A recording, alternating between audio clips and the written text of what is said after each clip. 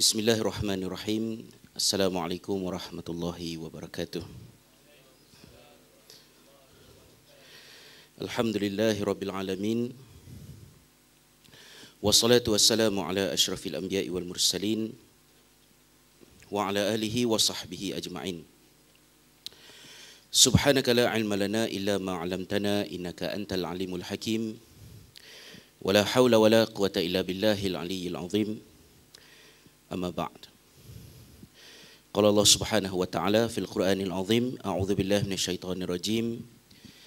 Ya ayyuhalladzina amanu taqullaha haqqa tuqatih wa la tamutunna illa wa antum muslimun.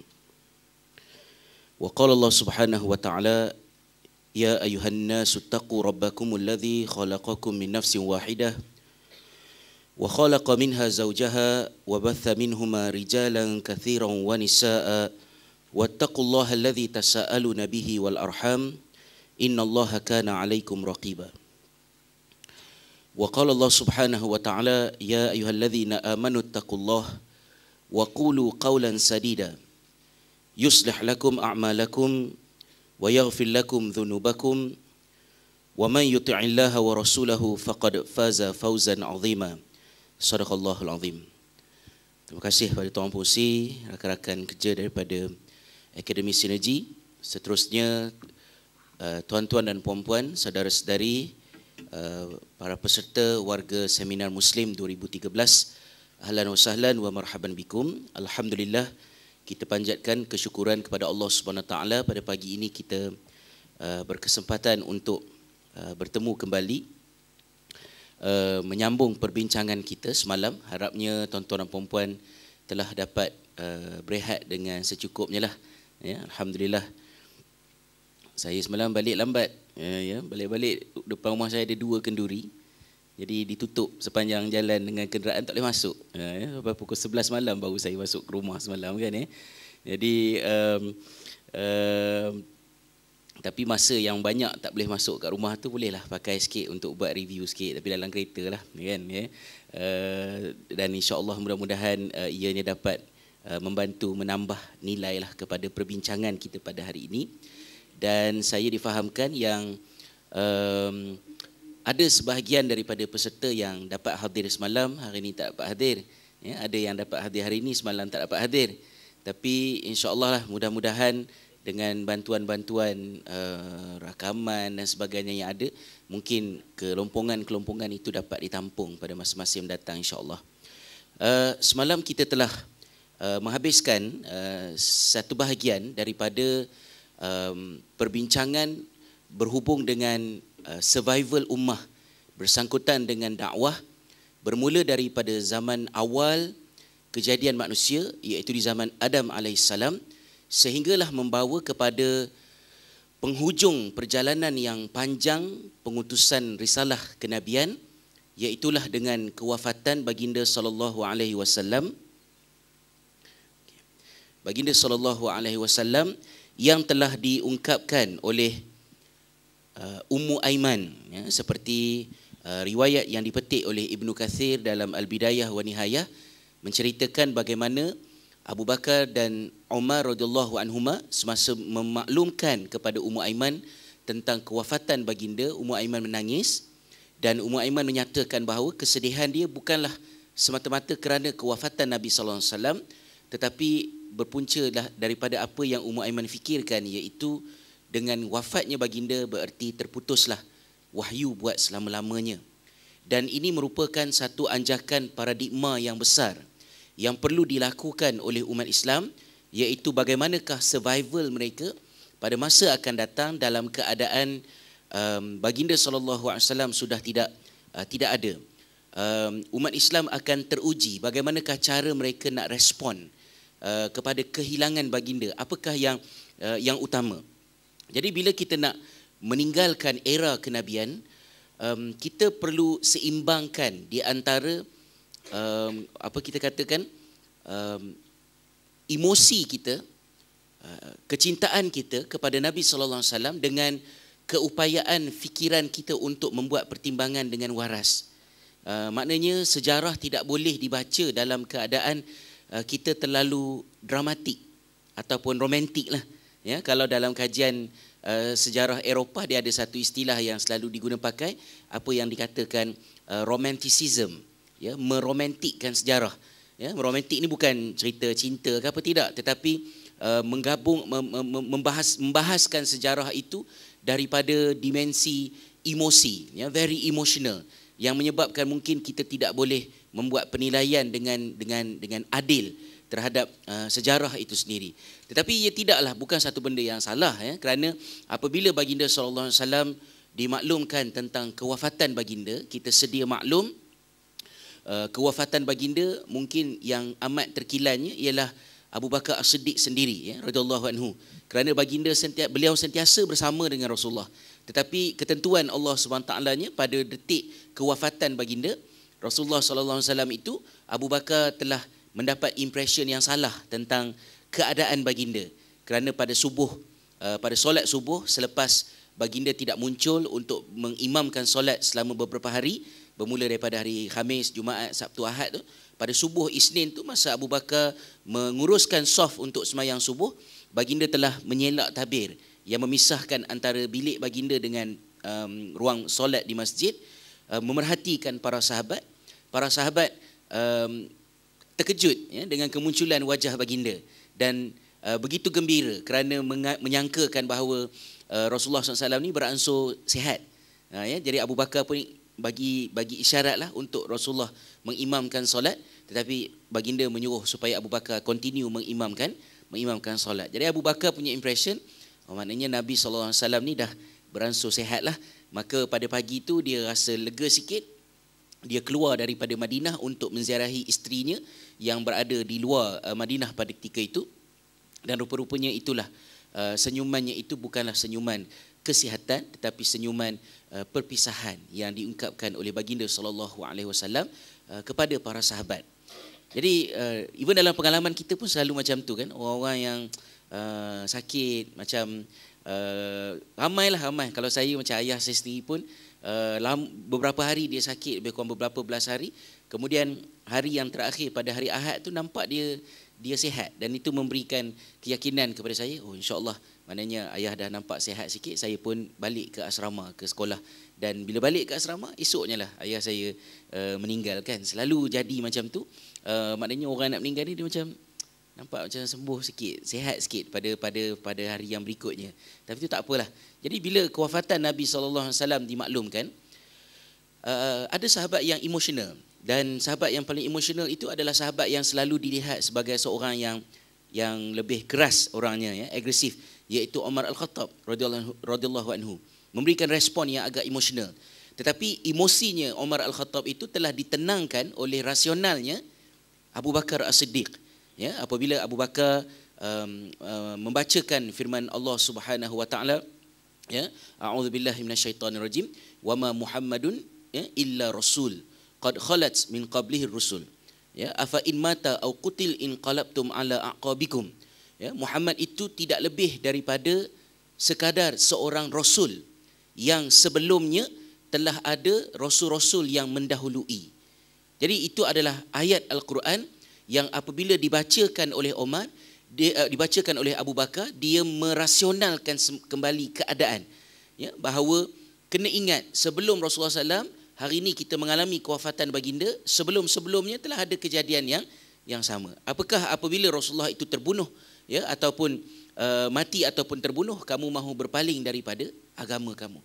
Jadi pembacaan ayat itu telah memberikan kembali, orang kata, pertimbangan yang diperlukan oleh Umar Al-Khattab dan seluruh para sahabat untuk bertenang dan memikirkan apakah tindakan yang selanjutnya.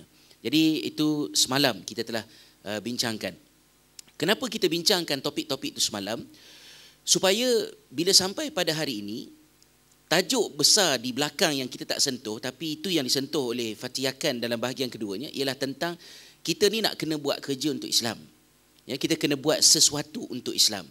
Dan kita nak buat sesuatu untuk Islam, kalau di dalam buku Apa Erti Saya Menganut Islam, Syekh Fatihakan meletakkan bahawa kesimpulan daripada keseluruhan makna kita ni jadi seorang Muslim, akidah Islam, ibadah Islam, akhlak Islam, keluarga kita Islam, dan kita mengawal diri kita dengan Islam yang diberikan oleh Allah Subhanahu Taala, di hujungnya ialah kita mesti hidup untuk Islam. Dan yang dimaksudkan dengan kita ini hidup untuk Islam ialah kita mesti bekerja untuk membantu Islam. Dan bekerja membantu Islam inilah titik yang akan mencabar diri kita semua, iaitu bagaimana kita nak merealisasikannya. Yang kata nak kerja untuk Islam tu macam mana? So kalau pembentangan Fatiakan, dia meletakkan pilihannya di hadapan, pilihan yang paling sempurna ialah pada seseorang itu menggabungkan dirinya di dalam sebuah gerakan Islam. Jadi kalau kita ambil mesej utama yang terkandung dalam buku Fatiakan, maknanya siapa yang menghayati makna dirinya menjadi seorang Muslim, kemuncaknya ialah dia mesti menganggotai sebuah gerakan Islam. Tetapi ia tidak semudah itulah. Tu saya kata bila sampai kepada titik yang itu, sampai titik tu dia tak boleh dah nak bincang dalam dewan besar ni. Kita kena buat dewan kecil-kecil. Ya, ikut pilihan masing-masing. Gerakan A ke, gerakan B ke, gerakan C ke, gerakan D. Tetapi bila saya fikir-fikir balik, macam semalam saya fikir-fikir, lama duduk dalam kereta kan, tak masuk-masuk rumah kan. Jadi saya fikir, saya kata salah satu daripada kehebatan mukjizat Nabi SAW ialah baginda mengungkapkan macam-macam perkara tentang akhir zaman di sebuah kawasan yang hari ini namanya Arab Saudi, yang jauh daripada kita, tetapi semua yang Rasulullah sebut 1400 tahun lepas di Arab Saudi, contoh-contohnya dapat kita lihat di Malaysia pada hari ini.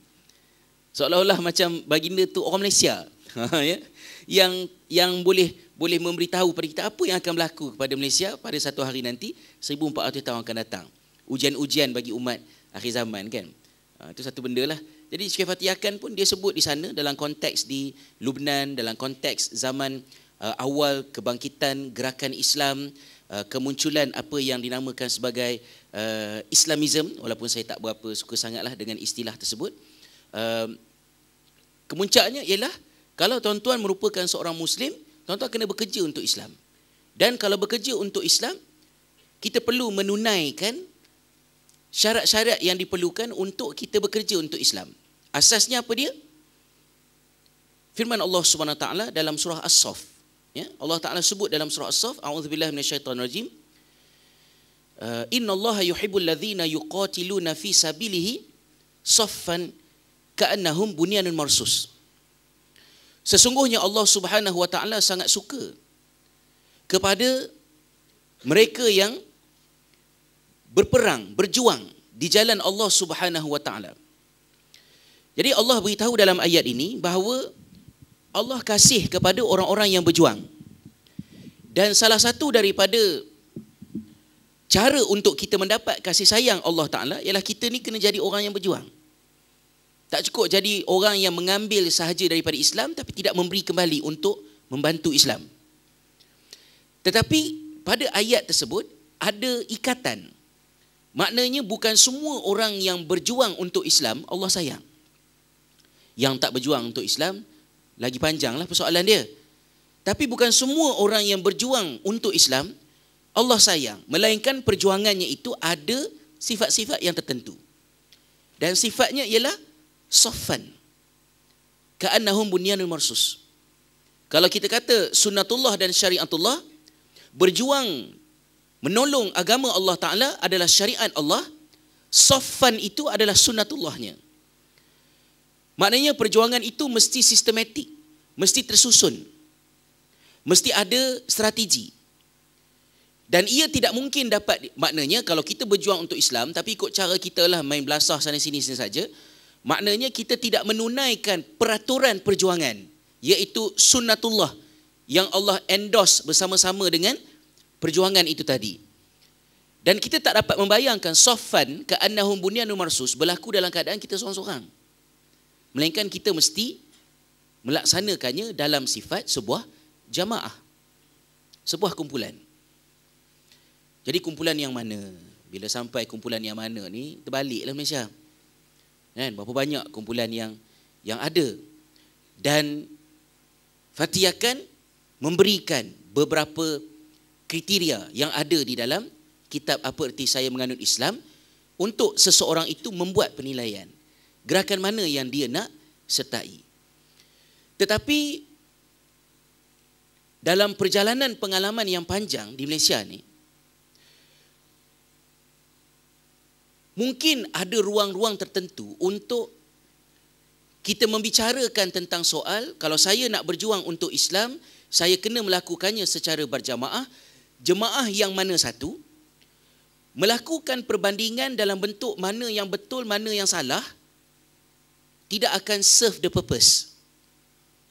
Kerana ia akan melahirkan fracture, perpecahan yang lebih besar.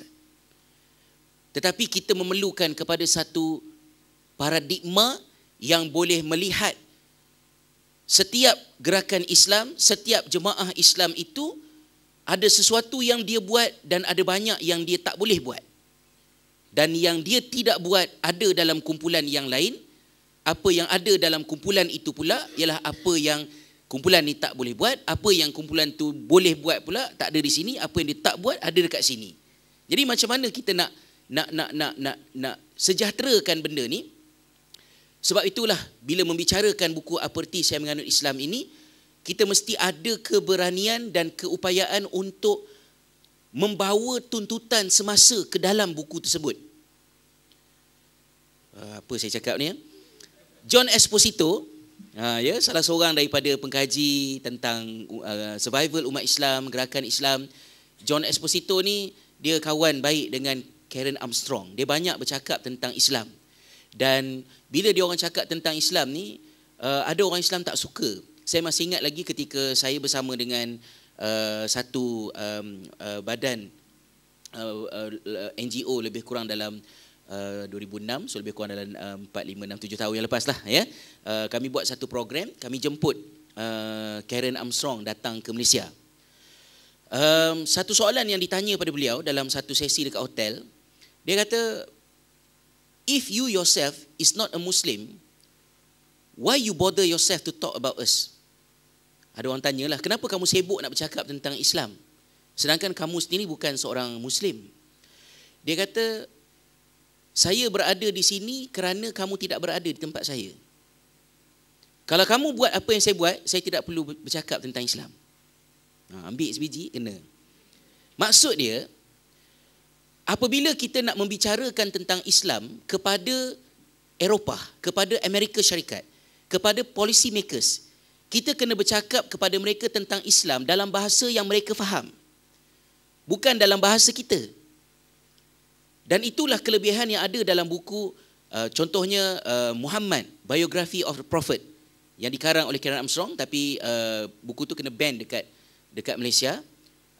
Kalau tidak silap saya, mungkin saya silap, betul kan? Salah satu sebab kenapa dia di-ban ialah kerana lakaran kulit depan dia, yang ada gambar daripada Parsi, yang dikatakan gambar, tak tahulah gambar malaikat ke gambar apa ke. Jadi isunya ialah pada kulit tu. Sedangkan buku Muhammad, Biography of the Prophet oleh Karen Armstrong itu ialah buku yang banyak menyumbang kepada membawa orang barat datang kepada Islam.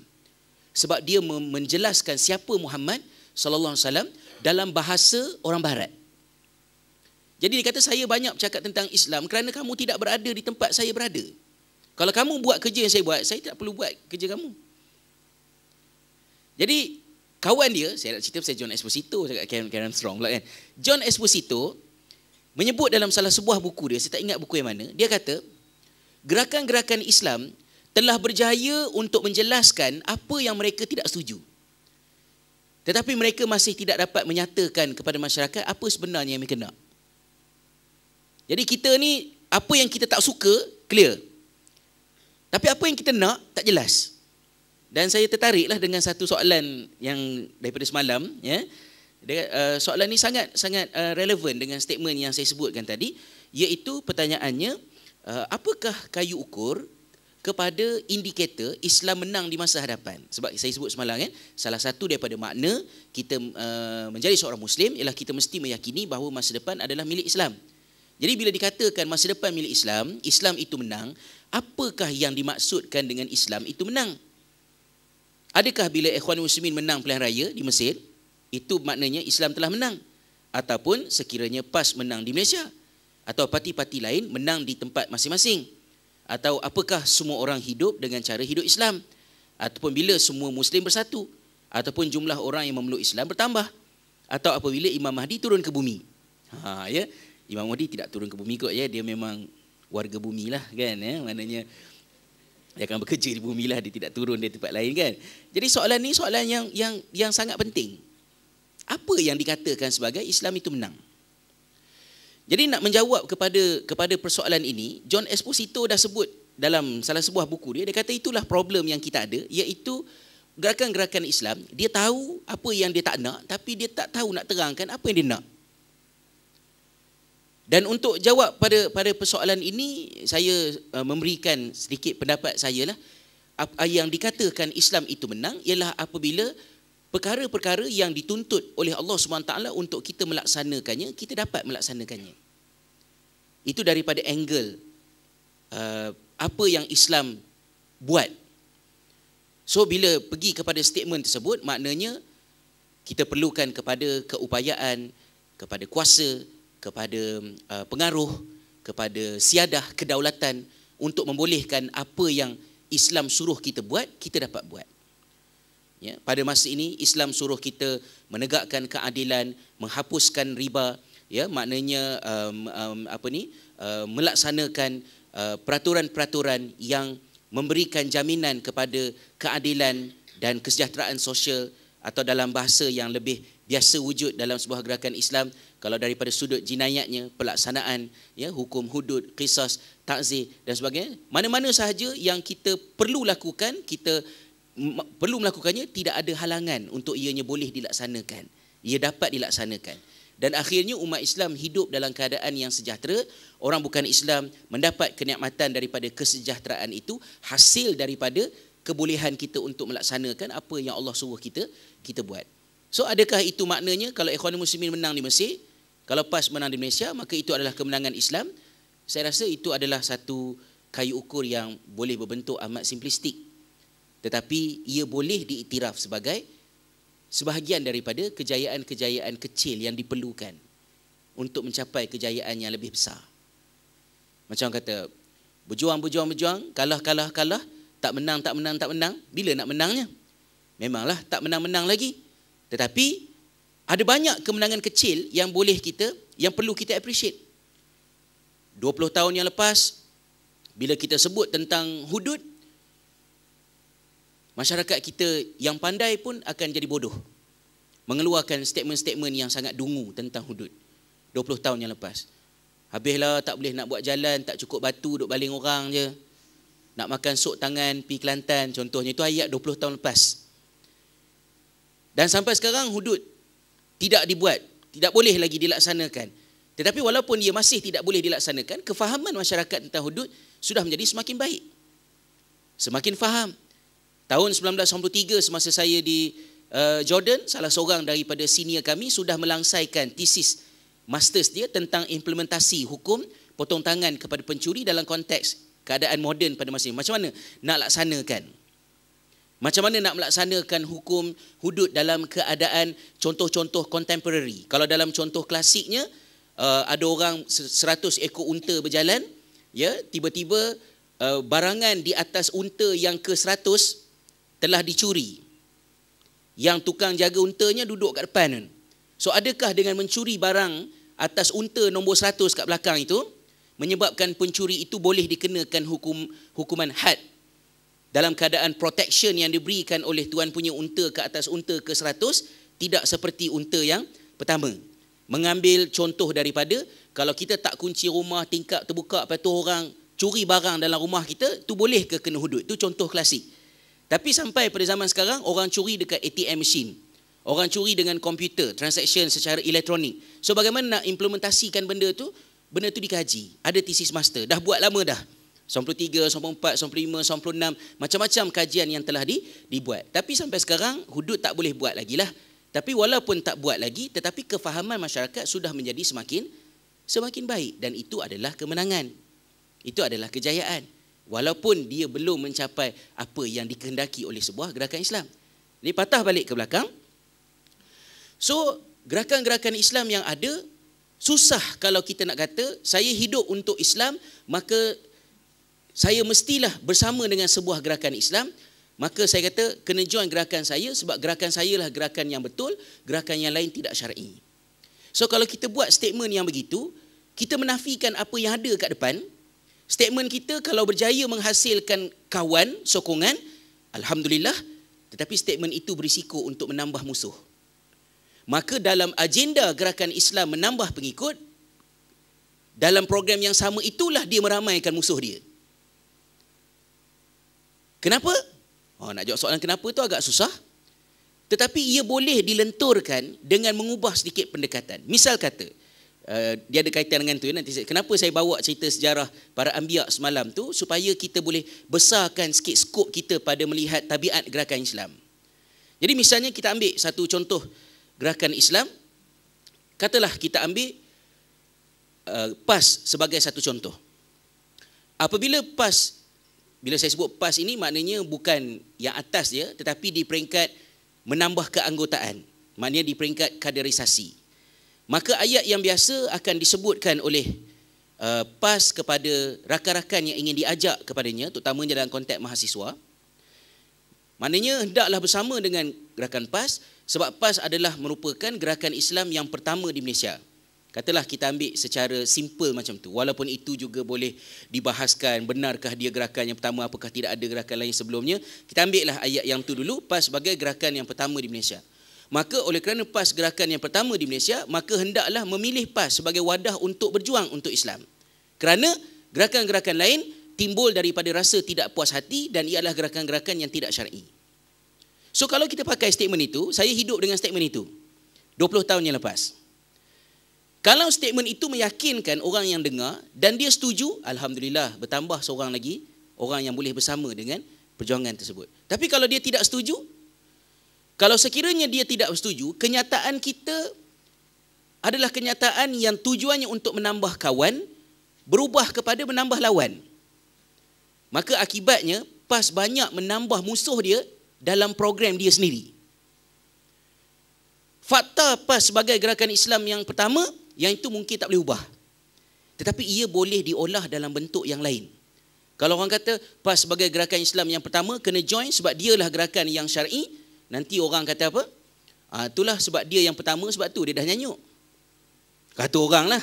Orang boleh sebut macam tu di peringkat pelajar-pelajar ni. Jadi apa yang boleh kita sebut? Misal katanya, isunya bukan fakta dia tapi pengolahan dia.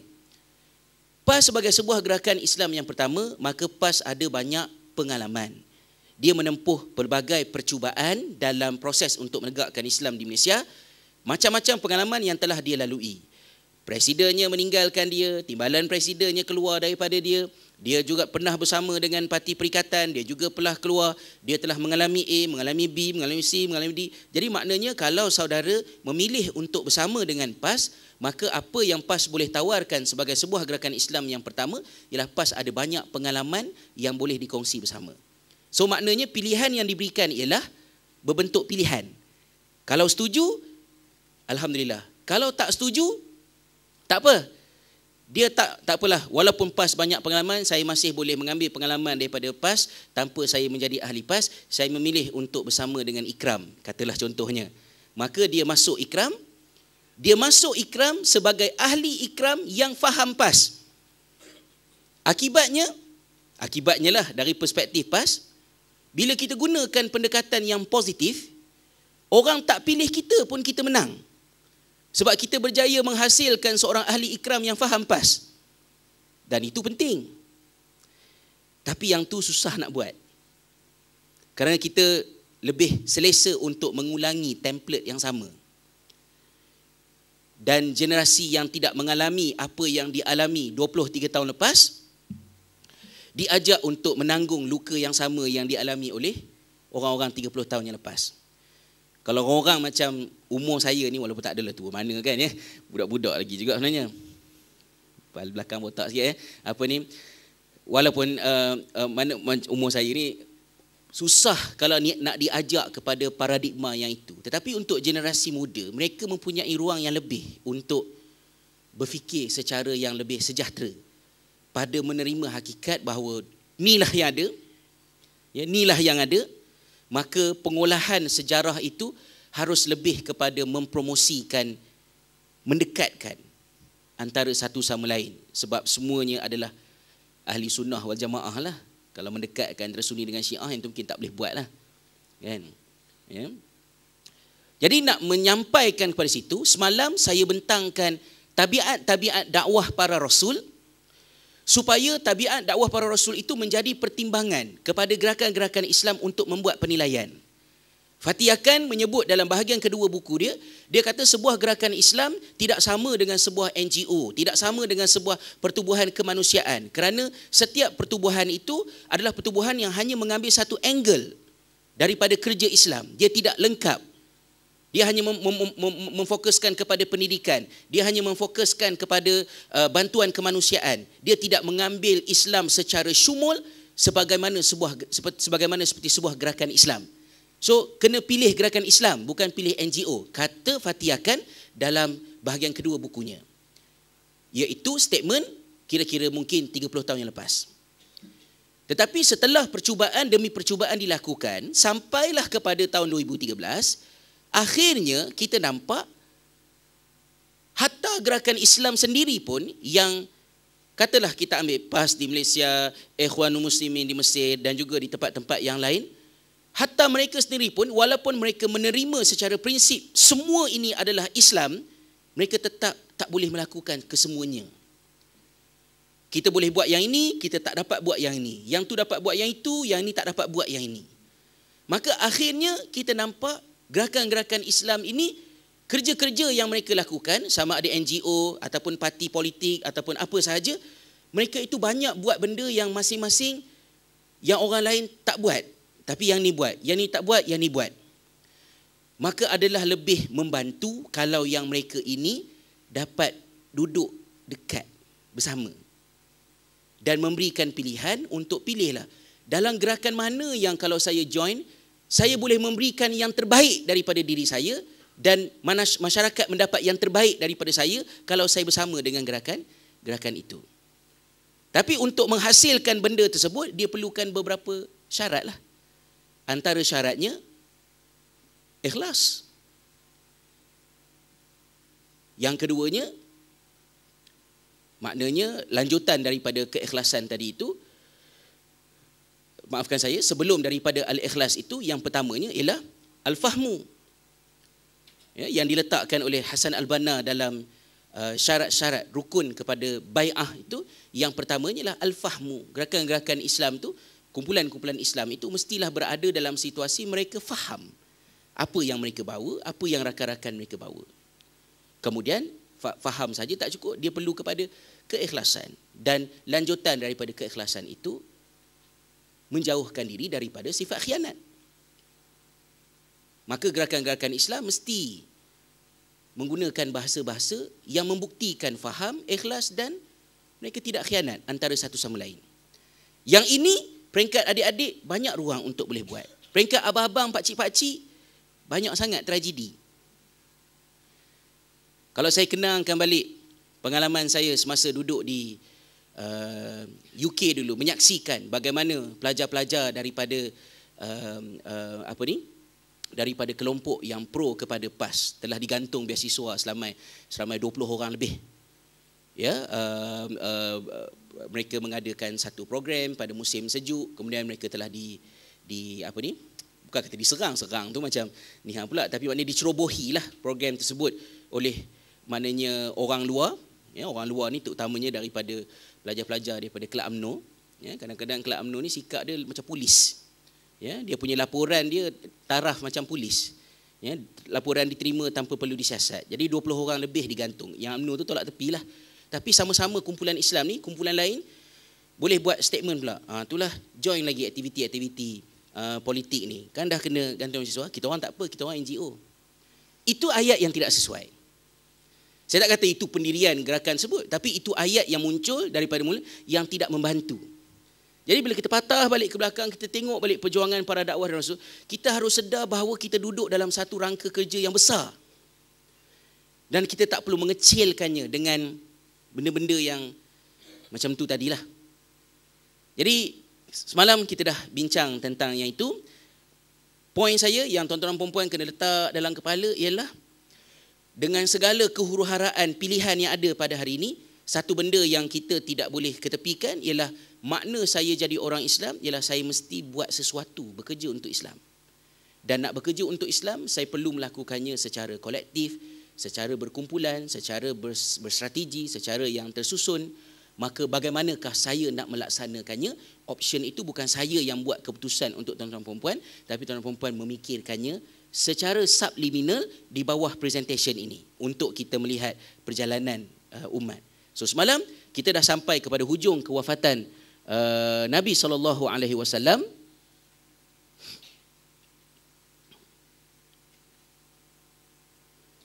Dan pada hari ini kita sambung balik perbincangan kita, iaitu pada membicarakan tentang era yang berikutnya, iaitu era Al-Khulafa' Ar-Rasyidin. Sepatutnya era Al-Khulafa' Ar-Rasyidin ni semalam ya. Tak sempat juga. Baik, hari ni pun bahaya ni ya. Okey. Jadi kita balik pada hadis yang kita sebutkan, hadis Nu'man bin Bashir ini radhiyallahu anhu. Kita masuk kepada peringkat yang kedua, iaitu apabila nubuah telah berakhir, kita masuk kepada zaman yang disebutkan sebagai khilafah di atas manhaj kenabian.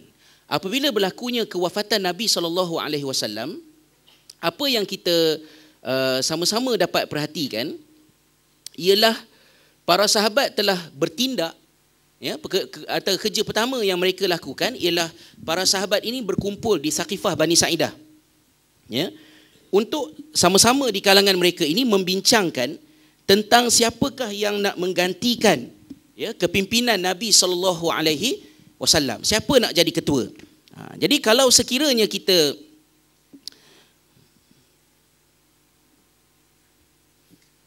macam ni gangguan teknikal dia. Okey. Kalau sekiranya kita tidak memahami bagaimanakah tabiat para sahabat yang telah diajarkan oleh baginda sallallahu alaihi wasallam, mungkin akan timbul isu-isu yang pelik lah. Contohnya, para sahabat ni asyik fikir politik je. Ya, jenazah Nabi SAW masih lagi tidak disempurnakan, tak ke bumi lagi, dah nak bincang siapa nak jadi ketua. Kalau misalnya dalam konteks semasa yang ada pada hari ini, kita mungkin katakan, ya, maknanya keluar je berita seorang yang berhormat meninggal dunia, terus bincang siapa nak jadi calon. Jadi macam buruk sangatlah bunyinya bila kita ulas macam tu. Tetapi kalau kita berpatah balik, kita akan dapati bahawa Rasulullah SAW mengajar para sahabat dengan tabiat-tabiat yang tertentu yang menyebabkan spontaneously apabila berlakunya kewafatan Nabi SAW, perkara pertama yang sahabat fikir ialah apa dia?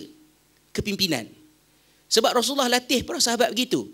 Orang Islam adalah merupakan kelompok yang dalam kehidupan mereka itu sangat sistematik.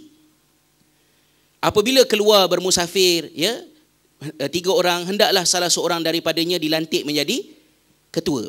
Maknanya orang Islam tu telah dilatih menjadi kebiasaan, mereka sentiasa berada dalam keadaan ada kepimpinan, ada aturan. Bila semayang, ya, semayang seorang, tetapi semayang berjemaah perlu diutamakan. Sentiasa ada orang dilantik menjadi ketua. Siapa yang patut nak jadi ketua, itu isu yang penting.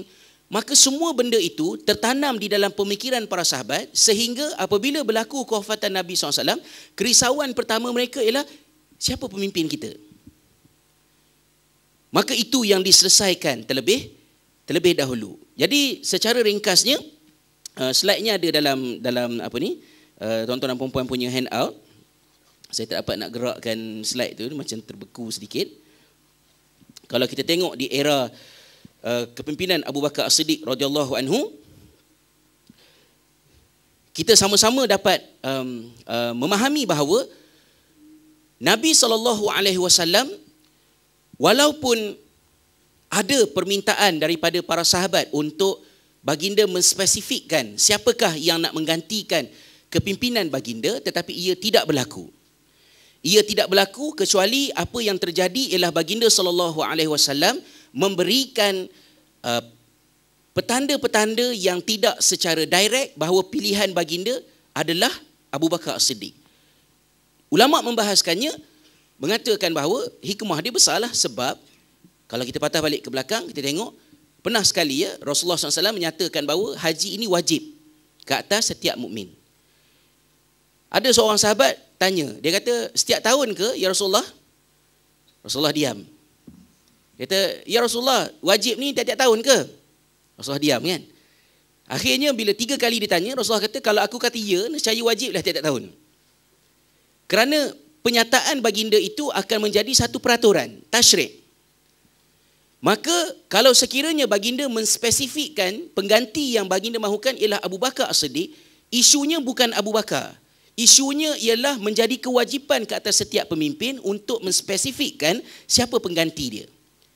Dan itu akan menghilangkan dinamika kepimpinan Islam, kerana dalam perjalanan Khulafa Ar-Rasyidin, salah satu daripada hikmah besar yang kita dapat ialah pemilihan seorang pemimpin berlaku dalam bentuk yang sangat pelbagai.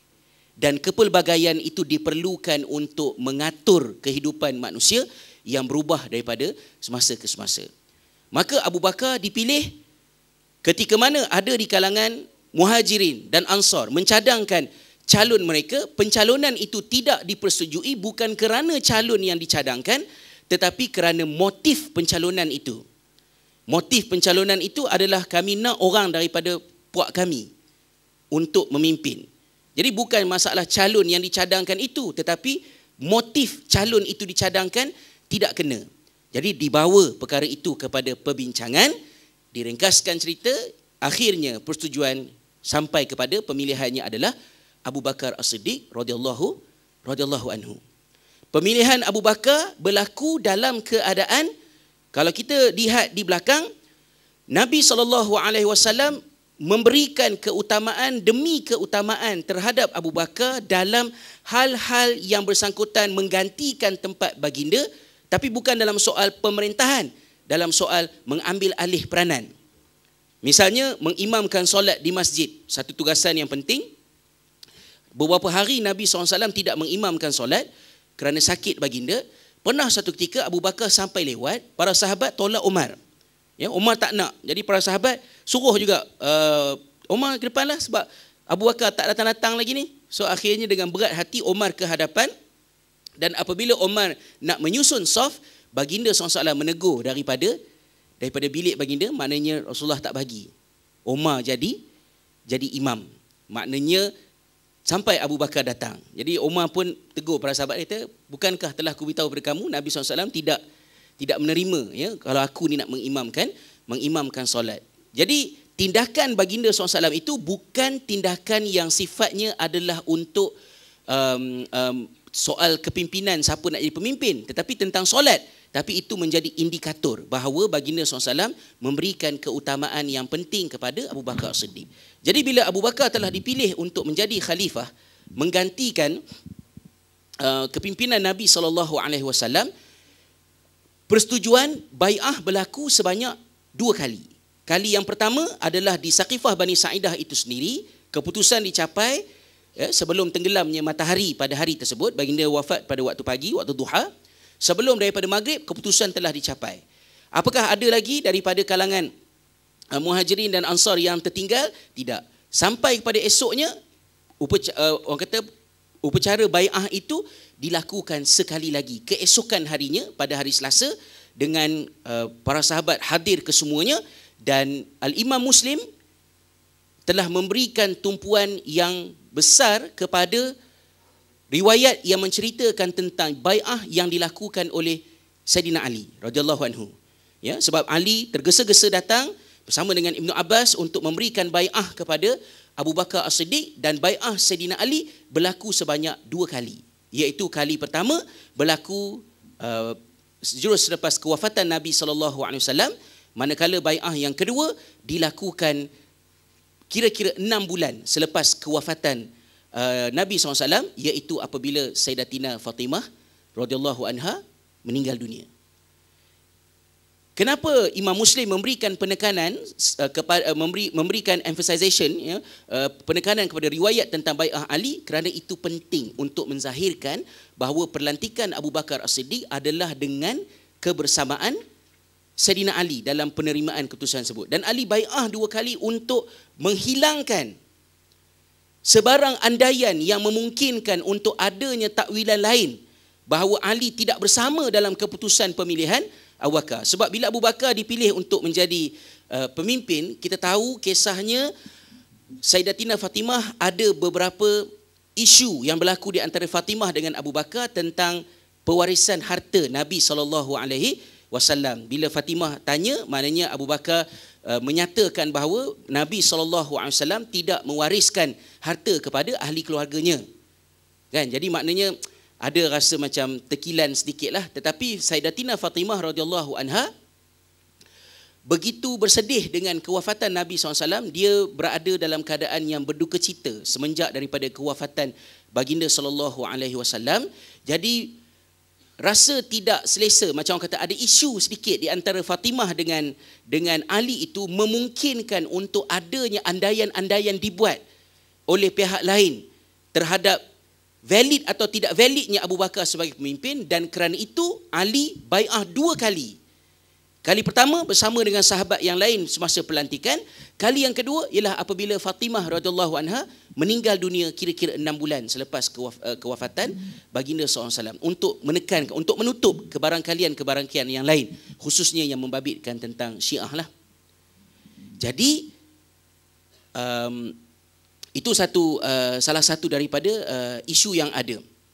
Kalau kita lihat kepada slide yang saya sediakan semalam berkenaan dengan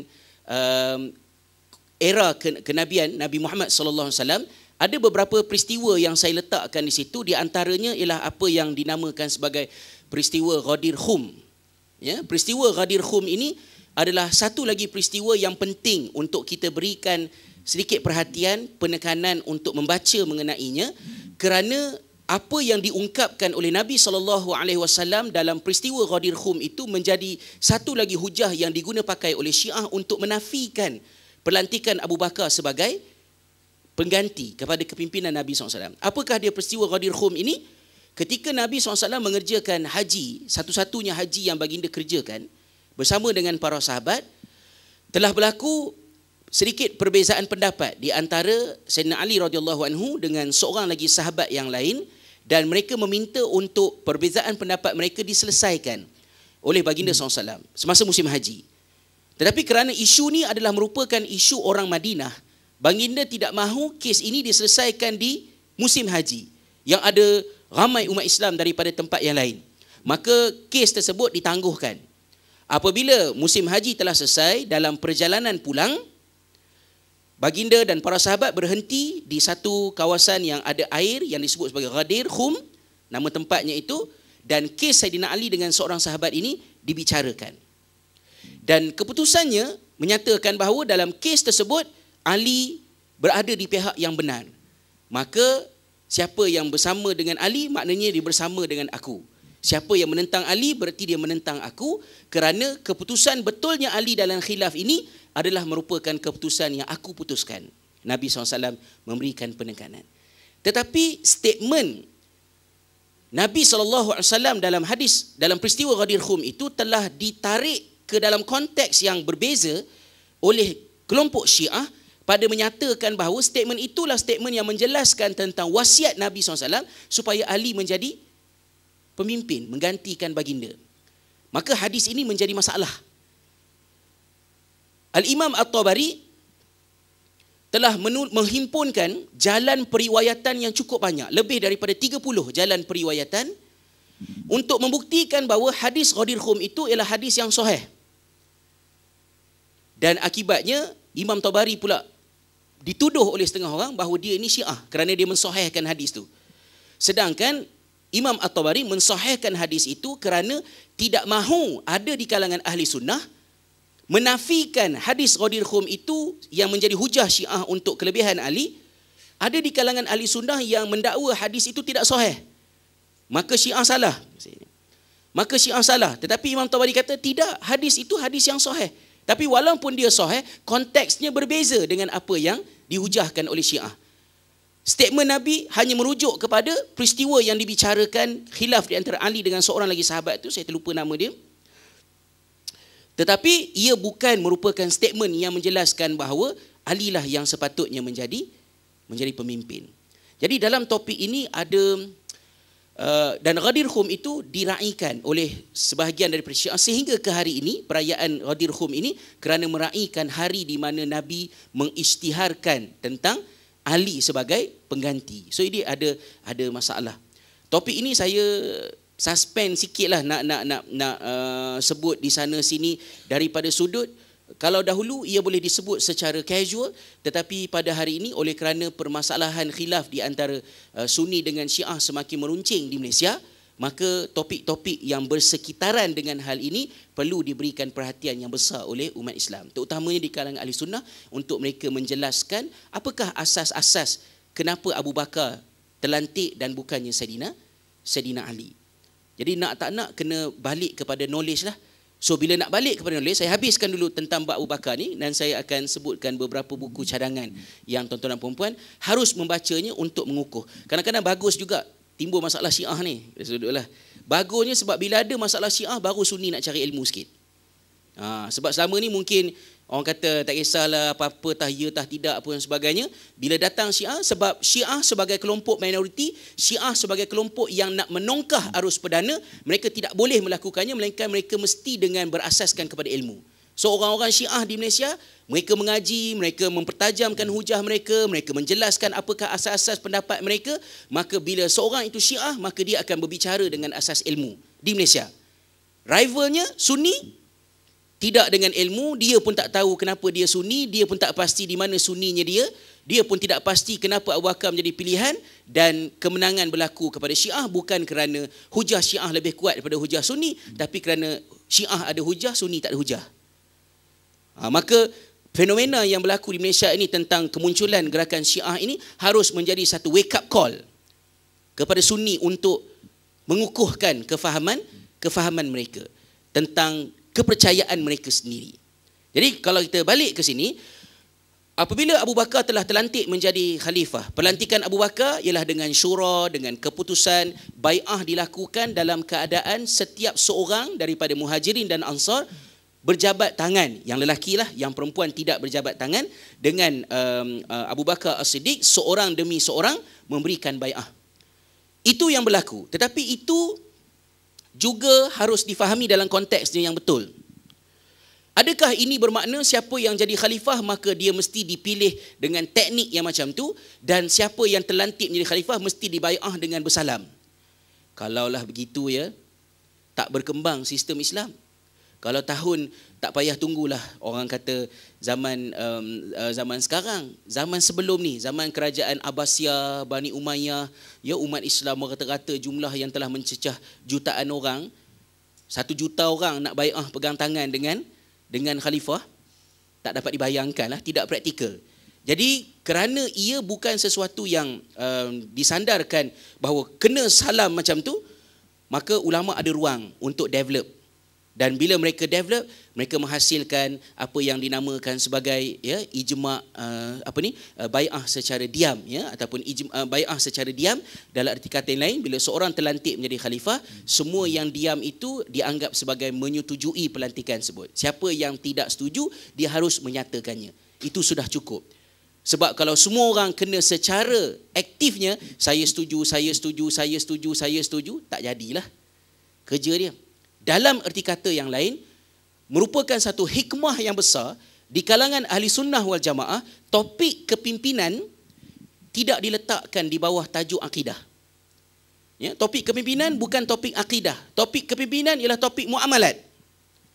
Ada banyak ruang ijtihad yang berlaku untuk cara nak memilih kepimpinan, cara nak mengendalikan kepimpinan dikembangkan daripada satu zaman ke satu zaman. Dia bukan topik akidah. Kalau topik akidah, dia rigid. Tidak boleh berlakunya banyak ijtihad, perubahan, penukaran kaedah dan sebagainya kerana dialah topik akidah. Tapi dalam buku-buku ulama kita banyak yang meletakkan tajuk akidah, tajuk kepimpinan, imamah di dalam akidah. Itu bukan kerana topik imamah ini merupakan topik akidah, tetapi untuk menentang propaganda Syiah yang meletakkan tajuk imamah ini di bawah tajuk akidah. Dalam erti kata yang lain, yang menjadikan topik imamah ini di bawah tajuk akidah ialah Syiah. Dalam arti kata yang lain, mereka menggunakan hujah-hujah yang bersangkutan dengan akidah untuk membuktikan kenapa Ali patut jadi pemimpin. Sedangkan Sunni membuktikan Abu Bakar menjadi pemimpin bukan dengan bahasa akidah tetapi dengan bahasa muamalat. Jadi Syiah nak lawan, dia lawan dengan akidah untuk menekankan poin dia. Maksudnya di kalangan ahli sunnah kepimpinan ini tak ada kena-mengena dengan akidah ke? Oh, susah sikit.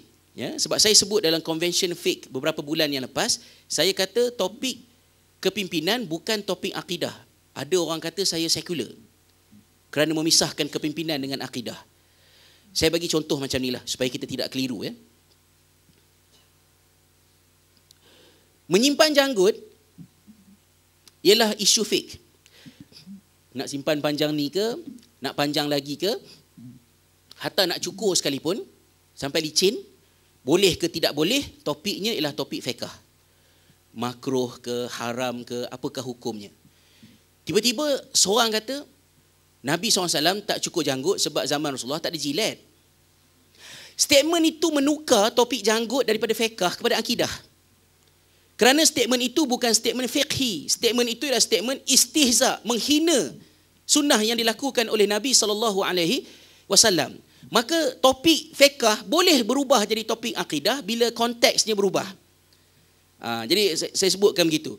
Dan itu salah satu sebab kenapa dinamiknya perbahasan gerakan-gerakan Islam tentang agenda mereka dalam isu yang kalau misalnya Malaysia dihangatkan tempoh hari tentang isu amanat Haji Hadi. Ya. Mengkafirkan inilah, mengkafirkan itu dan sebagainya, merujuk kepada satu statement yang dibuat berapa puluh tahun yang lepas. Kita kena faham 30 tahun yang lepas bagaimanakah kefahaman masyarakat tentang Islam, tentang negara Islam, tentang perjuangan Islam pada masa tersebut. Pada masa tersebut, banyak statement yang, dia boleh dah buka suri mata ni, bahaya sikit ya. Kan ya? Banyak statement 30 tahun lepas punya adalah statement-statement yang dengan mudah mengheret topik kepimpinan kepada akidah. Contohnya, hudud. Hudud bukan masalah akidah, hudud masalah fiqh. Tetapi kerana banyaknya kejahilan dalam masyarakat, maka orang bercakap topik hudud dalam topik yang mengheret ke isu akidah. Hudud sesuai dilaksanakan ke tidak sesuai, dapat dipraktikkan dalam keadaan sekarang ke ataupun tidak. Katalah contohnya begitu. Itu topik fiqh. Tapi bila orang kata kalau buat hudud habislah, nanti tak cukup batu nak buat jalan. Nak makan sup tangan pergi Kelantan. Itu bukan lagi ayat-ayat fiqh, itu ayat akidah. Kerana itu adalah ayat mempersendakan hukum Allah SWT. Maka bila yang tak setuju dengan hudud cakap ayat-ayat yang menjadi akidah, maka yang mempertahankan hudud pun menjawab dengan bahasa akidah. Tetapi bila kefahaman dikemaskan, maka bila sampai kepada tahun 2000, 2001, 2005, 2007, 2010, gerakan-gerakan Islam juga mengemaskinikan kefahaman mereka, maka mereka mengembalikan sifat topik hudud, qisas ta'zir itu, mereka mula membicarakannya dalam konteks yang asal, bahawa ia adalah soal pentadbiran, ia adalah soal pelaksanaan hukum dalam muamalat, perlu dilaksanakan sekarang ke, ditangguhkan ke, bagaimanakah Umar melaksanakannya, hukum itu ditangguhkan oleh Umar, apakah sebabnya, adakah apa yang Umar buat itu boleh relevan untuk dipertimbangkan dari segi sekarang pada meletakkan keutamaan, apa yang patut didahulukan. So ayat-ayat dia bukan lagi ayat-ayat akidah, ayat dia mula jadi ayat good governance. Tapi bila ada orang tak faham, dia keluarkan statement, dia kata gerakan Islam sudah meninggalkan perjuangan asalnya. Mereka sudah tidak lagi maknanya memperjuangkan apa yang mereka perjuangkan dahulu. Yang bercakap ni adalah orang yang menentang perjuangan daripada dulu sampai sekarang. Jadi, itu saya kata satu kegilaan. Malaysia ni kecil je tapi mengalahkan mafia Itali punya masalah. Negaranya kecil je, rakyatnya tak sampai 30 juta. Tapi dia punya rencam, dia punya kecelaruan sungguh membimbangkan. Sebab itu sangat bagus tuan-puan balik ni boleh dengar balik satu rakaman, kalau dapat rakaman yang penuh lagi bagus, ucapan yang disampaikan oleh Raja Nazrin di Dewan Bahasa dan Pustaka baru-baru ini. Statement beliau tentang perpecahan yang berlaku di kalangan orang Melayu di Malaysia, pendapat-pendapat beliau tentang apakah yang berlaku di antara PAS dengan UMNO. Satu pandangan yang unik datang daripada Raja Muda lah, daripada pemangku Sultan Perak kan. Maknanya satu statement yang menjelaskan tentang betapa kritikalnya keadaan di Malaysia sekarang ini yang sangat-sangat membimbangkan. Jadi maksudnya sebagai sebuah gerakan Islam itu dinamik. 30 tahun yang lepas percakapan mereka begini, 30 tahun kemudian percakapan mereka berubah, bukan kerana mereka meninggalkan perjuangan, tapi mereka mengemaskinikan apa yang mereka faham tentang perjuangan. Di Turki juga isu yang sama, di Mesir juga isu yang sama. Tetapi kalau dalam orang kata statement yang, ni statement peribadi saya lah, bukan statement seminar Muslim 2013. Statement peribadi saya, UMNO dalam usahanya untuk memberikan respon kepada kebangkitan Islam di Malaysia, dia juga muncul dengan wajah Islam. Cuma malangnya dia memilih Islam versi PAS 1980-an. Maka PAS bercakap tentang Islam dalam bahasa 2013, dia bercakap tentang Islam dalam bahasa PAS 1980-an dan menimbulkan konflik. Dan saya telah sebutkan tadi, sebelum daripada zaman ini, topik kepimpinan ialah topik pentadbiran. Tetapi ada masa-masanya ulama ahli sunnah meletakkan topik ini, kepimpinan ini di dalam subjek akidah kerana respon kepada Syiah yang menjadikan topik kepimpinan sebagai topik akidah. Tapi secara prinsipnya, asasnya topik kepimpinan bukan topik akidah, tapi dia adalah topik fiqh. Dan ada ruang yang luas untuk diskusi dibuat tentang hal ini. Jadi apabila Abu Bakar dilantik menjadi khalifah, berlaku beberapa tindakan pantas yang dilakukan oleh beliau. Di antara perkara yang diberikan penekanan yang besar oleh Abu Bakar As-Siddiq adalah pada melancarkan kembali rombongan yang telah dibentuk oleh Nabi SAW di bawah kepimpinan Usamah bin Zaid bin Harisah, ya, radhiyallahu anhuma, yang mana Usamah yang telah dibentukkan kumpulannya untuk pergi ke Syam, menangguhkan pemergian mereka apabila mendapat tahu Nabi SAW berada dalam keadaan yang sakit. Ya, dan apabila baginda wafat, kumpulan yang telah dibentuk tadi digerakkan semula oleh Abu Bakar As-Siddiq. Para sahabat ada yang mempertikaikan, kenapa Usamah yang dipimpin, kerana Usamah pada masa itu usianya sangat muda. Ya, kalau betulkan saya kalau saya silap, usianya kurang daripada 20 tahun pada masa tersebut, maka kelihatannya dia terlalu muda untuk memimpin bala tentera tersebut yang nak pergi ke Syam. Tetapi Abu Bakar menegaskan apa yang telah dibentuk oleh Nabi SAW, beliau tidak akan rombak. Beliau mengekalkan apa yang telah dibentukkan oleh Nabi SAW, maka tentera Usamah dilepaskan. Itu satu perkara. Kemudian isu yang lebih besarnya juga ialah berkenaan dengan keengganan, ya. Kumpulan murtad mengikut Nabi palsu tu, kita tahu kisahnya. Yang ketiganya tentang kelompok yang enggan membayar zakat, yang mana berlakunya perbezaan pendapat di antara Abu Bakar dengan Umar Al-Khattab. Umar memberikan pendapat meminta agar golongan yang enggan membayar zakat ini diuruskan dengan cara yang tidak sampai kepada apa yang ingin dilaksanakan oleh Abu Bakar, iaitu untuk memerangi kedegilan mereka. Atas pandangan Umar bahawa mereka cuma tak nak bayar zakat je, mereka semayang, mereka buat segalanya, tapi mereka hanya tidak mahu membayar zakat.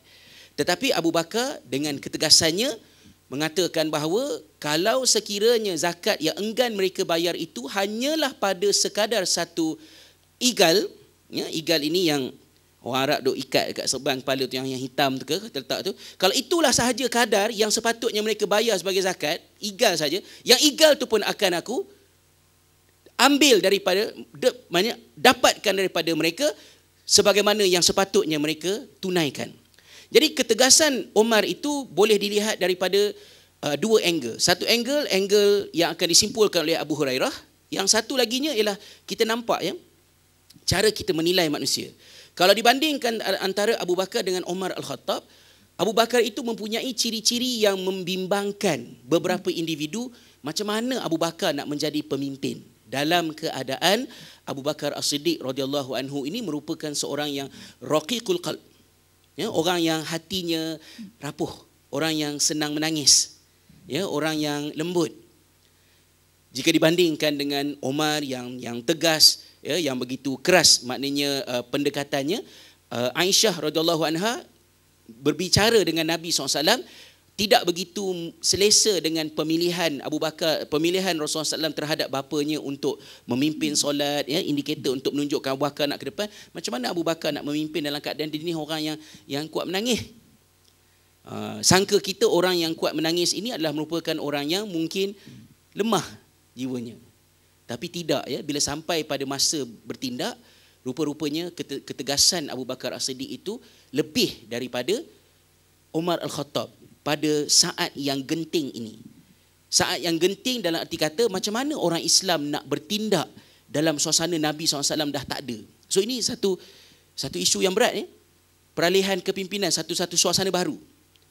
Dan kerana tindakan tegas yang dilakukan oleh Abu Bakar terhadap tentera Usamah, terhadap golongan yang murtad mengikut Nabi palsu, golongan yang enggan membayar zakat, Abu Hurairah radhiyallahu anhu membuat kesimpulan dengan mengatakan bahawa kalaulah sekiranya Abu Bakar tidak dilantik menjadi khalifah, nescaya Allah tidak akan disembah lagi di atas muka bumi ini. Walaupun statement Abu Hurairah itu agak bombastik bunyinya, ya, macam orang kata exaggerated, tetapi well defined. Kenapa? Sebab pada masa itu, setakat manakah penegasan yang nak dibuat terhadap apa yang perlu dibuat, apa yang tidak perlu dibuat. Sahabat-sahabat dikehendaki untuk beristihad pada masa itu. Dan kalau Umar tidak terbayang pada dirinya untuk tak bayar zakat pun nak kena perang. Tetapi Abu Bakar mengambil tindakan itu. Yang tentera Usamah diambil tindakan yang semikian. Dan tindakan-tindakan itu telah meletakkan benchmark yang penting.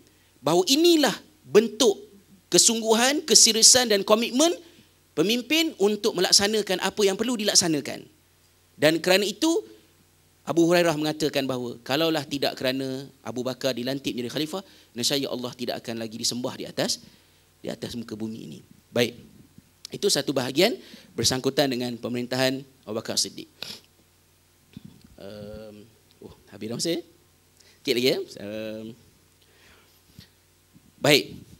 Abu Bakar Siddiq radhiyallahu anhu meninggal dunia 2 tahun selepas kewafatan Nabi SAW pada usia 63 tahun. Rasulullah meninggal wafat pun 63 tahun. Abu Bakar Siddiq juga meninggal dunia pada usia 63 tahun. Dan menurut maafkan saya ada buat catatan sedikit semalam. Ada dinyatakan bahawa pertama sekali Abu Bakar As-Siddiq radhiyallahu anhu meninggal dunia dalam keadaan kematian yang biasa. Maknanya bukan syahid, tetapi kematian dengan kematian yang biasa. Saya hilang catatan, saya ada buat semalam statementnya daripada siapa, tetapi salah seorang daripada sahabat menyatakan bahawa punca kewafatan Abu Bakar As-Siddiq adalah kewafatan Nabi SAW. Kerana kesaksian daripada sahabat menyatakan semenjak daripada kewafatan Nabi SAW, Abu Bakar merosot dari segi kesihatannya, badannya menjadi semakin kurus dan sehinggalah sampai kepada kewafatan Nabi SAW, kesedihan dia lah. Jadi ada 2 orang yang meninggal dunia dikaitkan dengan kewafatan Nabi SAW, iaitulah yang pertamanya Sayyidatina Fatimah, sedih, sakit, sampailah membawa kepada kewafatannya 6 bulan selepas kewafatan Nabi SAW, dan kemudiannya Abu Bakar As-Siddiq sendiri, iaitu kira-kira 2 tahun selepas kewafatan baginda SAW. Jadi kewafatan Fatimah itu juga mempunyai ceritanya yang tersendiri, ya, kerana ketika Nabi SAW nazak, baginda telah memanggil Fatimah untuk merapatkan dirinya kepada baginda. Baginda membisikkan sesuatu, Fatimah menangis, kemudian baginda membisikkan sesuatu juga dan Fatimah kemudiannya tersenyum. Jadi Aisyah yang pada jarak yang agak jauh sedikit daripada mereka berdua tertanya-tanya. Jadi tanyalah kepada Fatimah, apakah yang diungkapkan oleh Nabi SAW yang menyebabkan tadi kau menangis dan kemudian kau ketawa. Jadi Fatimah kata, aku tidak akan membocorkan rahsia Nabi SAW. Ya, statement itu statement yang casual, ya, tetapi maknanya dia menyimpannya untuk diri dia. Selepas baginda SAW wafat, maka barulah diceritakan bahawa yang dibisikkannya ialah baginda memberitahu Fatimah bahawa sudah sampai masanya untuk baginda kembali kepada Allah Subhanahu Wa Taala, ya, maknanya akan meninggalkan Fatimah dan umat Islam buat selama-lamanya. Itu yang menyebabkan Fatimah menangis. Tetapi kata Nabi SAW, di kalangan ahli keluargaku yang pertama sekali akan bersama denganku adalah engkau. Maknanya dan itu menyebabkan Fatimah tersenyum. Dan memang benarlah kata Nabi SAW itu, ahli keluarga baginda yang pertama sekali meninggal dunia selepas kewafatan baginda adalah Sayyidatina Fatimah, iaitu kira-kira 6 bulan selepas kewafatan baginda. Kemudian Abu Bakar As-Siddiq. Apabila Abu Bakar As-Siddiq radhiyallahu anhu meninggal dunia, Abu Bakar As-Siddiq telah secara spesifik melantik Umar Al-Khattab. Abu Bakar appoint Umar untuk menggantikannya.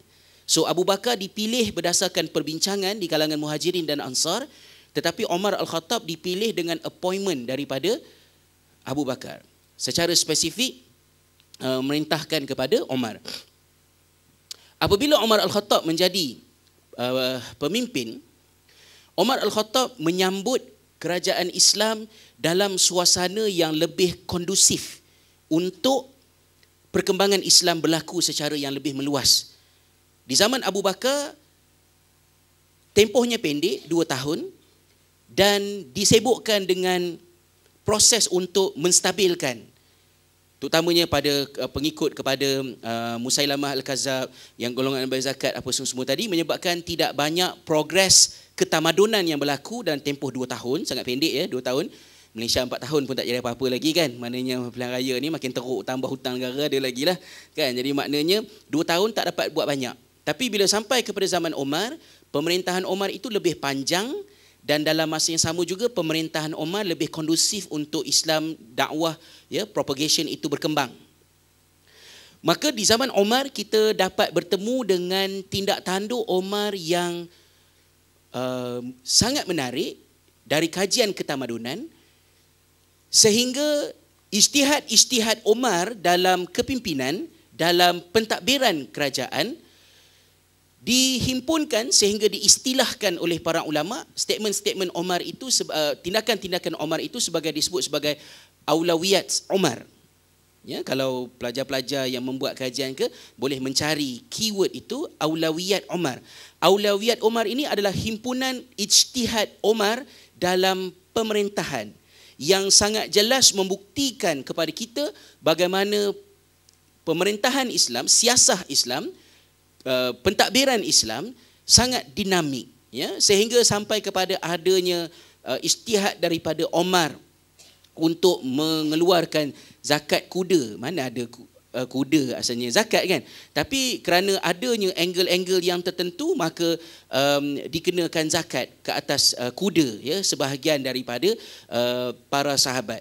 Kemudian pelaksanaan hukuman jenayah ke atas pelaku jenayah telah ditangguhkan kerana berlakunya kemarau yang panjang di zaman pemerintahan Umar. Itu semua adalah ijtihad yang unik untuk dikaji, pada menunjukkan kepada kita betapa dinamiknya sebuah pentadbiran Islam. Dan itu yang disebutkan oleh Raja Nazrin semalam. Dalam ucapan, dia kata masalah yang dihadapi oleh UMNO ialah UMNO tidak dapat accommodate kemunculan intelijensia muda. Maksud dia ada orang-orang muda yang mempunyai kefahaman Islam yang dinamik, pertambahan ilmu pengetahuan, kefahaman mereka terhadap apakah yang dikatakan sebagai sebuah pentadbiran yang efisien, yang efektif. UMNO tidak dapat accommodate mereka dan mereka itu berada di dalam PAS. Maka PAS menjadi dinamik, tetapi UMNO tidak dapat menyambut perubahan tersebut. Dan itu yang menjelaskan kenapakah kata-kata PAS, kata-kata gerakan, bukan PAS sahaja sebenarnya, gerakan Islam di Indonesia, gerakan Islam di Mesir, gerakan Islam di Turki, perbicaraan mereka pada masa ini sangat berbeza daripada ungkapan-ungkapan mereka 30 tahun yang lalu. Kenapa? Sebab pentadbiran Islam sangat dinamik. Lagi banyak belajar, lagi kita nampak sangat dinamiknya dan sangat applicable. Pentadbiran yang berasal pada Islam ini sangat boleh dibuat. Apa yang kita nak ialah orang membawa value Islam, pandangan hidup Islam dalam dirinya dan kemudian diterjemahkan dalam bentuk pentadbiran yang efisien kepada masyarakat. So, ada dua masalah di situ. Satu masalah dengan UMNO, satu masalah orang PAS tak baca buku. UMNO pun ada masalah, orang PAS pun sama juga. Mungkin kerana masalah keterbatasan bahasa, baca buku Aperti Saya Menganut Islam yang ditulis 30 tahun lepas, baca buku Al-Maududi, baca buku Hasan Al-Banna, baca buku Syed Qutb, sangat penting dan bagus. Tetapi buku-buku yang ditulis pada tahun 2010, pada tahun 2005, pada tahun 2011, 2012 juga mesti dibaca tentang progres pentadbiran Islam, progres tentang kefahaman tentang politik Islam yang perlu dikembangkan. Jadi itu ada masalah. Saya baru-baru ni pergi ke Turki, sajalah sharing sikit ya. Pergi ke Turki, saya sentiasa meletakkan dalam kepala saya, Turki ni selagi tak pergi, saya tak faham. Sebab saya dah baca dalam analisa-analisa tentang apakah yang berlaku di Turki. Perpecahan yang berlaku di antara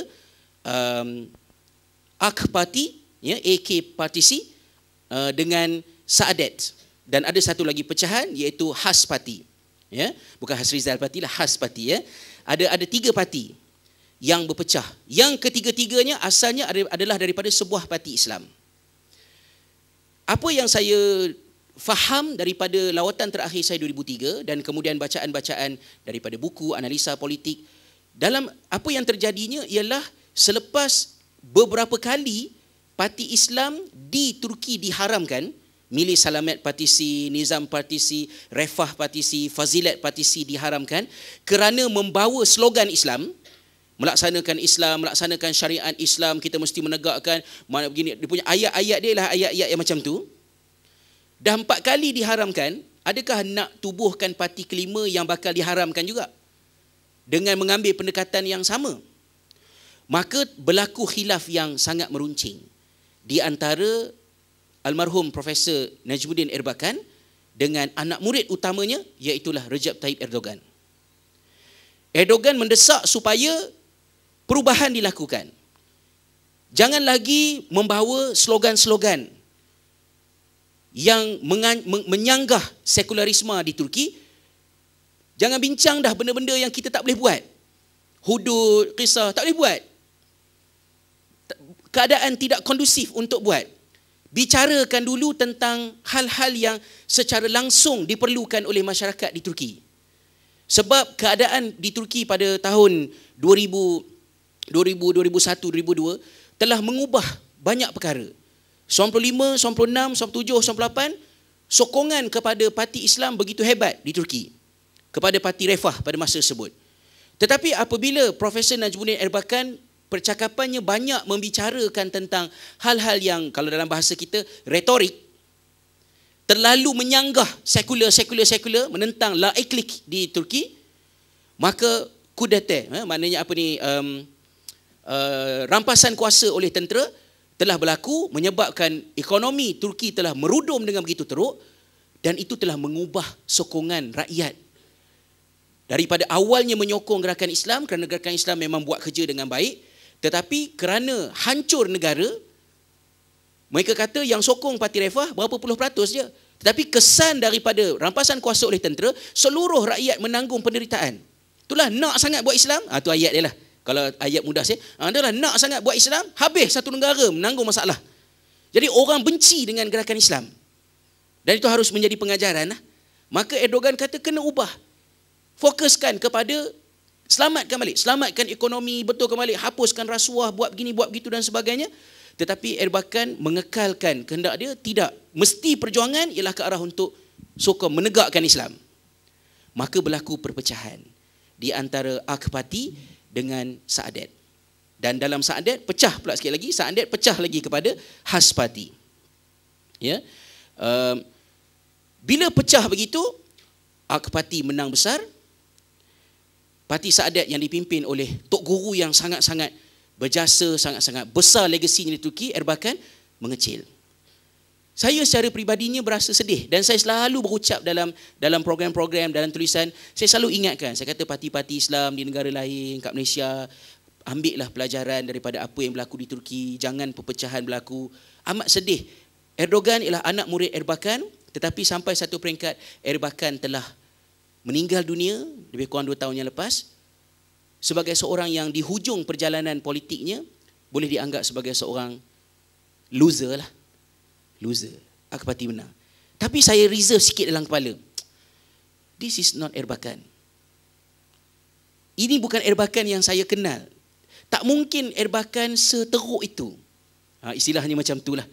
Bila tengok ucapan Erbakan boleh kata, esok hari pengundian di Turki, Erbakan kata, lebih baik kita tak payah mengundi lah. Takkanlah seorang ahli politik kata jangan keluar mengundi.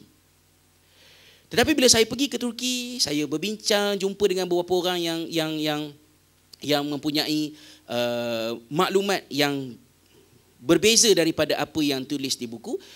Saya berbual dengan ayah angkat saya yang merupakan Datuk Bandar, bekas Datuk Bandar, dia dah bersara, iaitu orang yang mempunyai hubungan yang sangat rapat dengan Erbakan bersama dengan anak dia.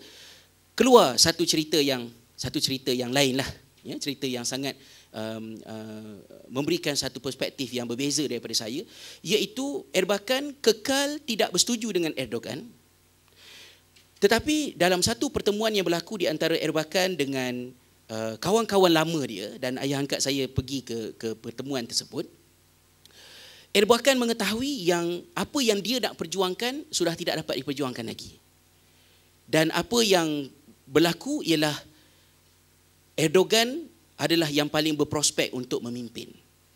Maka apa yang menjadi halangan kepada Erdogan untuk menang dengan lebih kukuh ialah kerana masyarakat masih mengaitkan Erdogan sebagai anak murid Erbakan.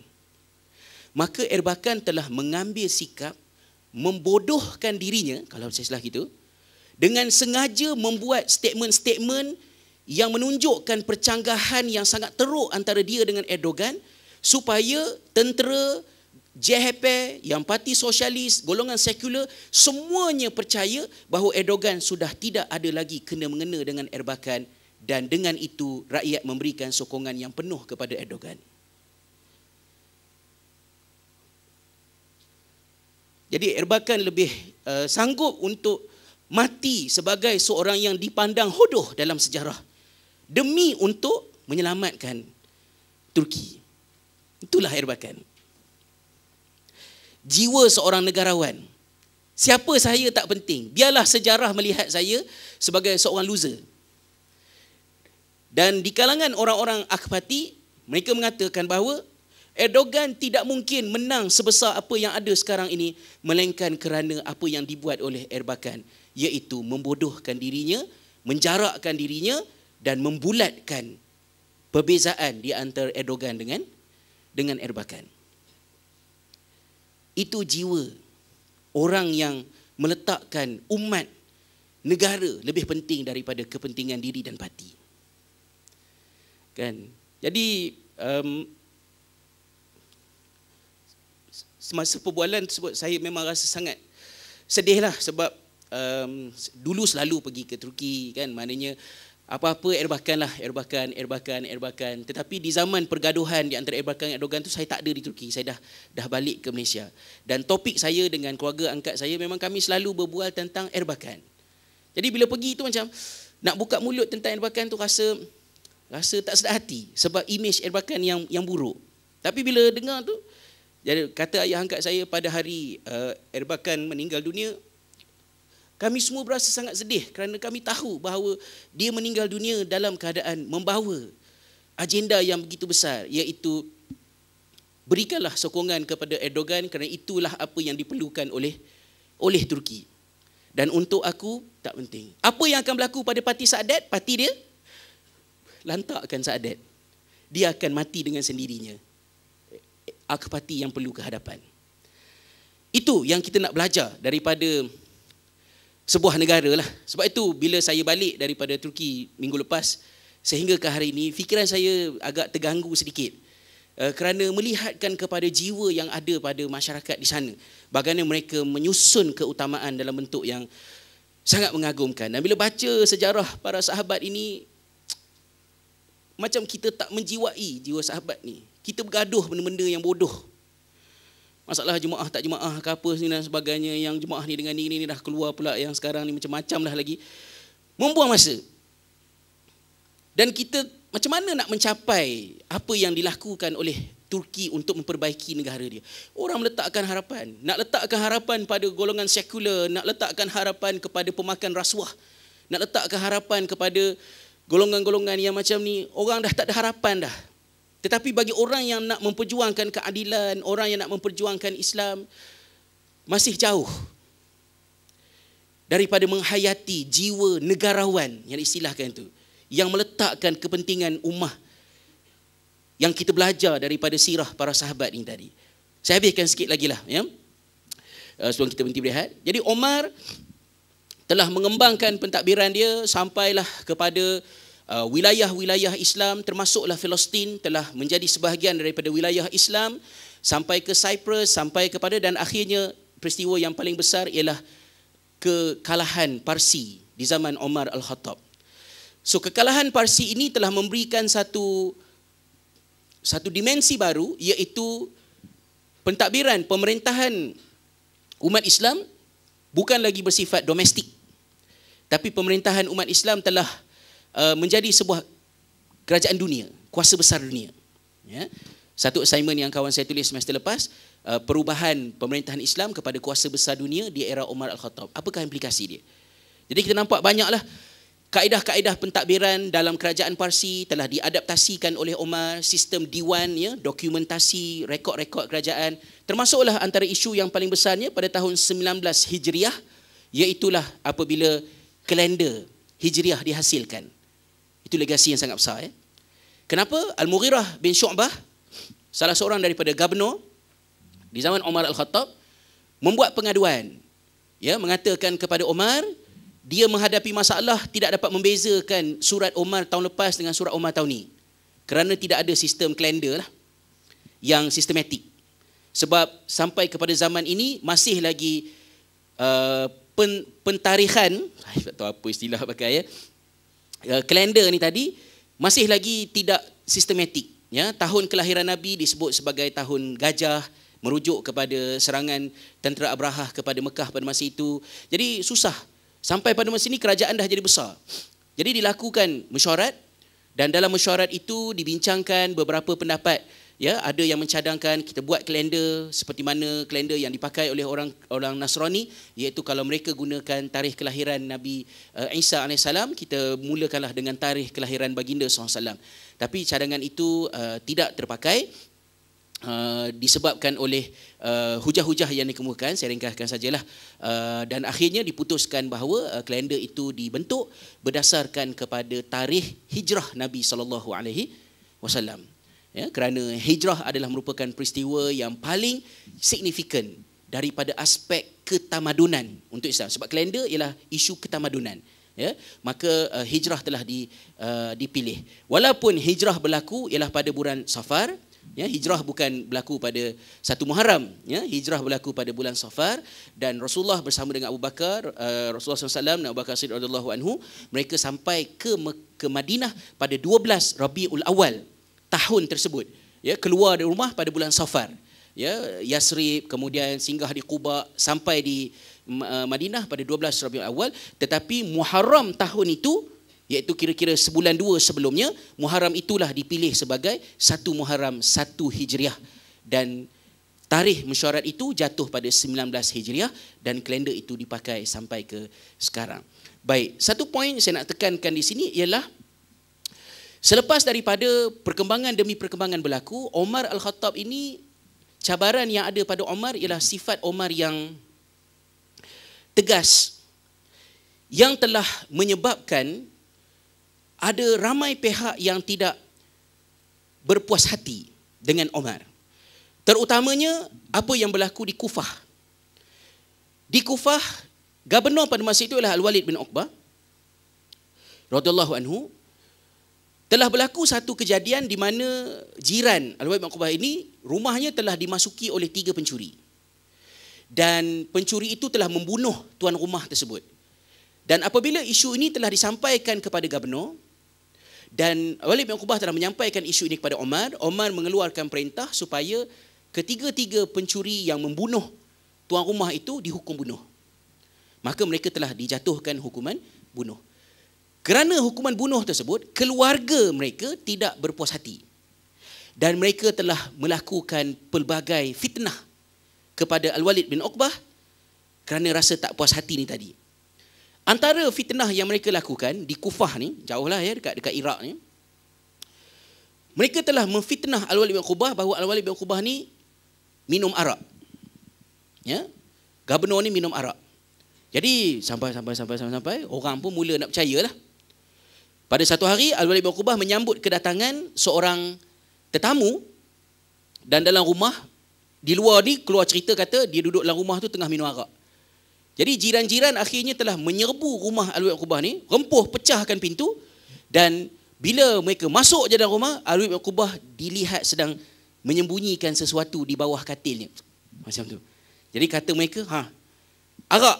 Kan, dia sorok arak dia dekat bawah katil. Mereka pun selak bawah katil. Mereka dapat mengeluarkan daripada bawah katil satu pinggan yang di dalamnya ada 3 biji anggur. Rupa-rupanya Al-Walid bin Uqbah menyembunyikan anggur itu kerana dia malu. Dia takut orang nampak dia sedang makan anggur. Sesuatu yang dianggap terlalu bermewah untuk dimakan oleh seorang gubernur. Jauh sekali lah nak minum arak. Jadi orang-orang yang rempuh rumah ni marah kepada pemfitnah tadi, ya, kerana melemparkan tuduhan yang palsu tadi. Maka mereka telah dimarahi. Benda ni disampaikan kepada Umar Al-Khattab, dan Umar Al-Khattab memberitahu kepada Uqbah supaya bertenang dan susun atur balik keadaan di Kufah. Tetapi apa yang berlaku, banyak lagi lah rentetan dia, tak cukup saya sampaikan dalam kalau satu kuliah tu, dua sesi saya buat di Ampang untuk zaman Umar ini. Dipendekkan ceritanya, cincin Al-Walid bin Uqbah tu telah dicuri oleh puak-puak yang ada dekat Kufah ni, dan mereka telah membuat pertuduhan palsu dengan lengkap. Datang kepada Umar memaklumkan bahawa mereka nampak Walid bin Uqbah minum arak dalam keadaan mabuk sehingga muntah penuh dengan arak di janggutnya. Detail lah cerita dia semua, dan cukup dengan saksi-saksinya semua sekali. Dan apabila perkara itu telah sampai kepada Umar, cukup syaratnya, maka Umar terpaksa melaksanakan hukuman had ke atas Al-Walid bin Uqbah dan memecat Al-Walid bin Uqbah. Tetapi kata Umar kepada Al-Walid bin Uqbah, maknanya terimalah keputusan ini, akan tetapi Allah sesungguhnya melaknat orang-orang yang melakukan sumpah palsu. Maknanya ke atas orang ni. Tapi kena juga buat kerana cukup dia punya syarat-syarat dia lah. Adalah lebih in details dia kalau kita kaji. Saya nak menggambarkan kekucar kaciran ya, mula berlaku di zaman Umar Al-Khattab.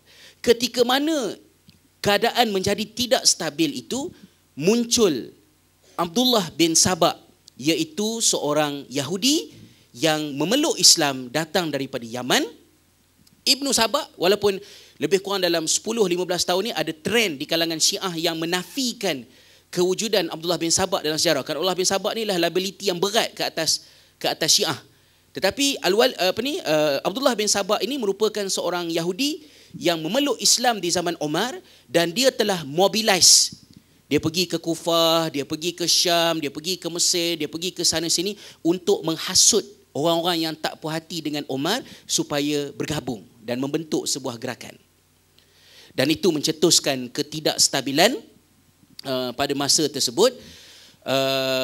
Saya pendekkan cerita, iaitu pada tahun 26 Hijriah itu, menjelang 26 Hijriah tersebut, apa yang terjadi ialah pada masa itu ada beberapa orang non-Muslim, Nasrani, Majusi dan kaum-kaum yang lain duduk di Madinah atas keizinan yang diberikan oleh Umar.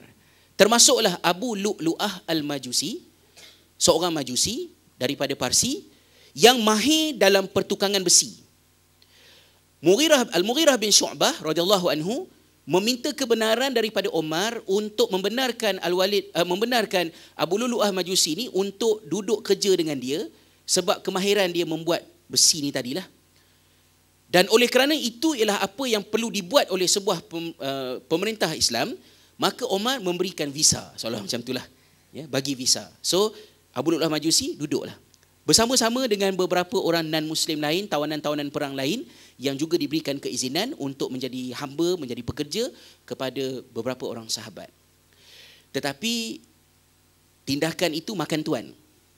Apabila Abu Lulu'ah Al-Majusi dan beberapa orang lain, ya, daripada Nasrani pun ada, daripada Majusi ada, kalau daripada Yahudinya termasuklah juga Ka'ab Al-Ahbar. Ka'ab Al-Ahbar, cerita dia panjang, macam mana nak pendekkan ya. Tak apalah, telah berlaku konspirasi untuk membunuh Umar Al-Khattab. Ka'ab Al-Ahbar jumpa dengan Umar dan dia menyatakan bahawa lebih kuranglah dia menyatakan bahawa masa untuk engkau tinggal 3 hari. Lebih kurang macam itulah, engkau akan mati dalam tempoh 3 hari lah. Jadi Umar Al-Khattab, mana engkau tahu? Ya, Ka'ab Al-Ahbar kata, aku bertemu dengan engkau di dalam Taurat. Jadi terkejut Umar. Umar Al-Khattab ada di dalam Taurat? Lebih kurang macam itulah ya. Umar Al-Khattab maknanya terkejut mendengar statement tadi. Tetapi kata-kata itu telah diulas oleh ahli sejarah pada menyatakan bahawa Ka'ab Al-Ahbar tidak terbabit secara langsung, tetapi dia mengetahui tentang konspirasi yang dilakukan oleh Abu Lulu'ah Al-Majusi dan beberapa orang lain untuk membunuh Umar Al-Khattab. Diringkaskan ceritanya lagi, Umar telah menziarahi Abu Lulu'ah Al-Majusi, bertanyakan tentang keadaan dirinya. Abu Lulu'ah Al-Majusi mengadu yang Al-Mughirah bin Syu'bah telah memberikan beban kerja yang banyak kepada dia. Jadi macam-macamlah ceritanya. Umar Al-Khattab cuba untuk menyelesaikannya pada waktu sembahyang subuh. Ketika mana Umar Al-Khattab sedang mengimamkan solat, Abu Lulu'ah Al-Majusi telah datang daripada belakang, menyerang dan menikam Umar dengan 3 tikaman.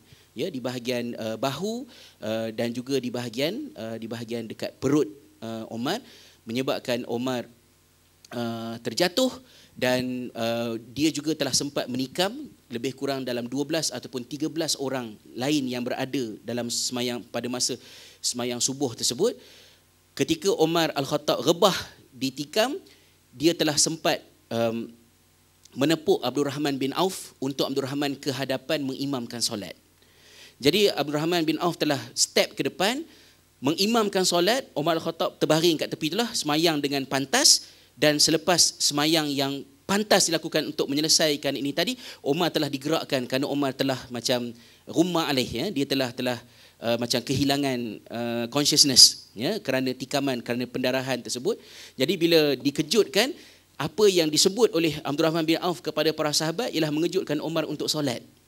Kan? As-salah, as-salah.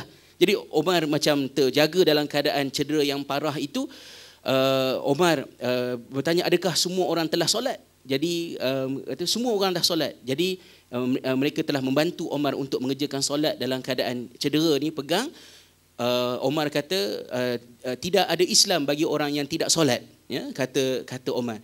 Dan selepas solat itu dikerjakan, Umar bertanya kepada Abdullah bin Abbas, Abdul Rahman bin Auf, maafkan saya, antara dua tu, siapakah yang telah menikam aku? Ya, As-Sani', adakah si pembuat besi tu? Dia tanya. Jadi Abdullah bin Abbas telah keluar bertanya kepada orang ramai, dan orang ramai memberitahu bahawa yang menikam Umar Al-Khattab ialah Abu Lulu'ah Al-Majusi. Jadi bila berita itu disampaikan kepada Umar Al-Khattab, kata-kata Umar itu sangat mengejutkan kita, iaitu Umar telah berkata, Alhamdulillah, segala puji bagi Allah yang menjadikan pembunuh Umar orang yang tidak pernah sujud kepada Allah. Maknanya satu pandangan positif daripada Umar, dia tahu bahawa dia akan dibunuh. Tetapi dia berasa sangat bersyukur kerana Allah menentukan bahawa yang membunuh dia ialah orang yang bukan menyembah Allah SWT. Bukan di kalangan orang Islam sendiri. Dan pada masa itulah Umar Al-Khattab telah menyatakan kemarahan dia kepada Abdullah bin Abbas. Kata Umar Al-Khattab, itulah, ya, kamu dengan bapa kamu suka sangat orang-orang Yahudi dengan orang-orang Rom ini berlega-lega di kawasan Madinah. Maknanya Umar Al-Khattab memberikan kebenaran kepada Abu Lulu'ah Al-Majusi dan juga orang-orang tawanan perang yang lain duduk di Madinah dalam keadaan dia tak berapa suka. Tapi itu yang sepatutnya dibuat oleh seorang pemerintah Islam, maka dia laksanakan. Tetapi bila benda tu makan tuan, dia telah menyebut benda tu. Dia kata, itulah kamu dengan bapa kamu. Dia tak maksudkanlah kamu dan bapa kamu tu spesifik kamu dan bapa kamu, tapi maksud dia korang dan juga orang yang sebelum-sebelum ni suka sangat orang Rom dan Parsi duduk dekat Madinah. Jadi kata Abdullah bin Abbas, dia kata kalau engkau mahu Umar, akan kubunuh setiap seorang mereka pada masa ini. Jadi Umar Khattab sekarang baru nak bunuh. Setelah mereka bercakap dengan bahasa kamu, bersolat seperti kamu dan sebagainya lah. Jadi kata-kata tu kita kena baca dalam sejarah sebagai kata-kata, adakah ia kata-kata yang conscious ataupun kata-kata dalam keadaan orang yang sedang trauma lah. Jadi kita kena imbangkan antara dua sebab dia dalam keadaan yang sedang cedera. Jadi Abu Lu'lu'ah Majusi selepas menikam 12-13 orang, ada sahabat yang telah mencampak. Abdurrahman bin Auf masa step ke depan jadi imam, dia campakkan dia punya jubah dia ke atas Abu Lu'lu'ah Majusi. Abu Lu'lu'ah Majusi terperangkap di dalam jubah Abdurrahman bin Auf, dan Abu Lu'lu'ah Majusi tahu yang dia tak boleh nak terlepas dah, maka dia telah menikam dirinya, membunuh dirilah ya, pada masa tersebut. Umar telah dibawa balik ke rumahnya, dan seorang tabib telah dipanggil, dan tabib itu memberikan kepada Umar susu ya untuk minum.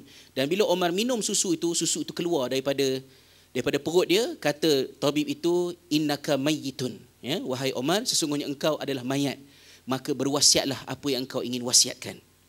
Maka Umar Khattab dalam keadaan yang sangat cedera parah itu telah mewasiatkan supaya 6 orang ya daripada kalangan Al-Asharah Al-Mubashirun bil Jannah, ya, Abdurrahman bin Auf, Uthman bin Affan, Ali bin Abi Talib, dan beberapa orang yang lain lagi telah dipilih untuk 6 orang ni mestilah salah seorang daripada mereka dalam tempoh 3 hari dipilih, dibuat keputusan untuk menjadi pengganti aku. Tetapi Umar Al-Khattab tidak memasukkan Sa'id bin Zaid dalam pencalonan tersebut.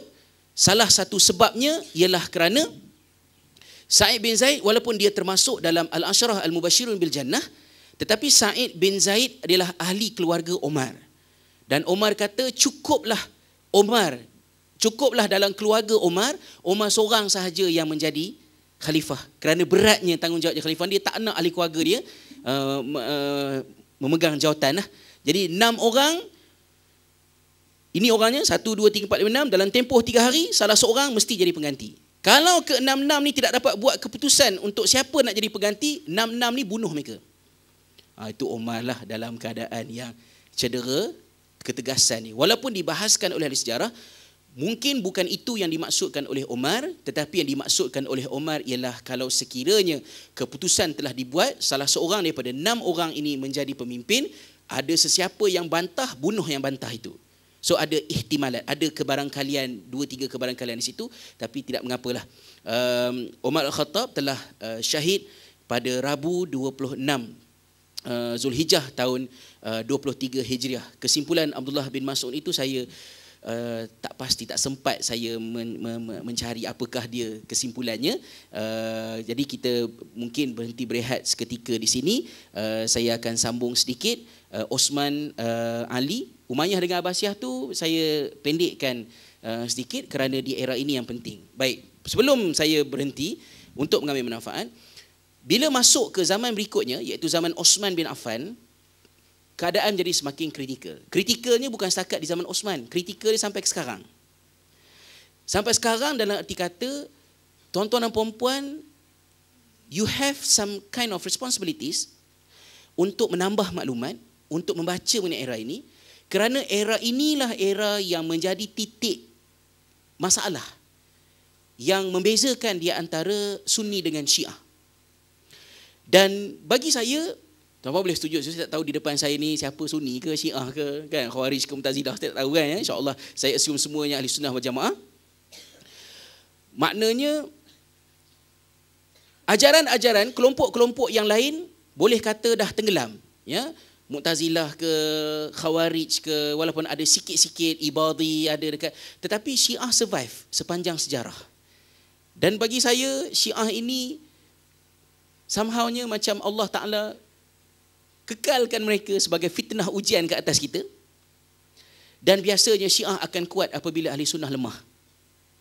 Dan kemunculan Syiah yang semakin memeningkan kepala di Malaysia ini, sisi the other side of the same coinnya, ia terjadi kerana lemahnya ahli sunnah wal jamaah daripada aspek keilmuan.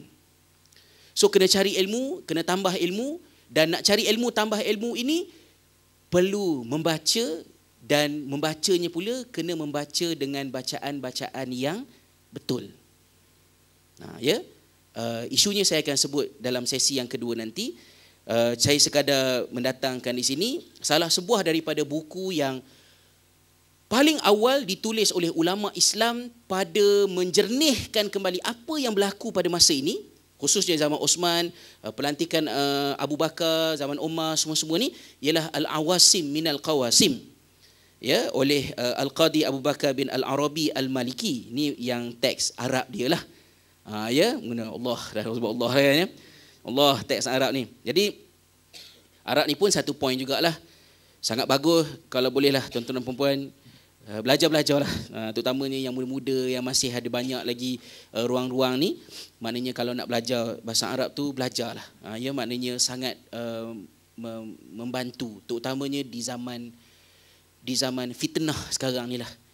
Perlunya umat Islam untuk kembali kepada rujukan-rujukan utama dan tidak bergantung semata-mata hanya kepada status Facebook, apatah lagi lah, ya, Twitter, malah artikel di blog, buku dan seterusnya, jenis-jenis buku. Tetapi ada banyak versi terjemahan Al-Awasim minal Qawasim yang dalam bahasa Inggeris. Terjemahan yang cantiknya ialah yang saya printkan kepada slide, dalam slide berikut ininya, iaitu Defenses Against Disasters yang diterbitkan di Edinburgh. Versi itu sangat bagus, tapi berkemungkinan besar payah nak dapat kat Malaysia. Di Malaysia juga ada banyak beberapa terjemahan, bukan di Malaysia, bukan terjemahan Malaysia, ya, di Malaysia nampak banyak versi terjemahan, tetapi antara terjemahan yang saya nampak bagus ialah yang inilah, ini yang sempat saya jumpa, mungkin ada yang lagi.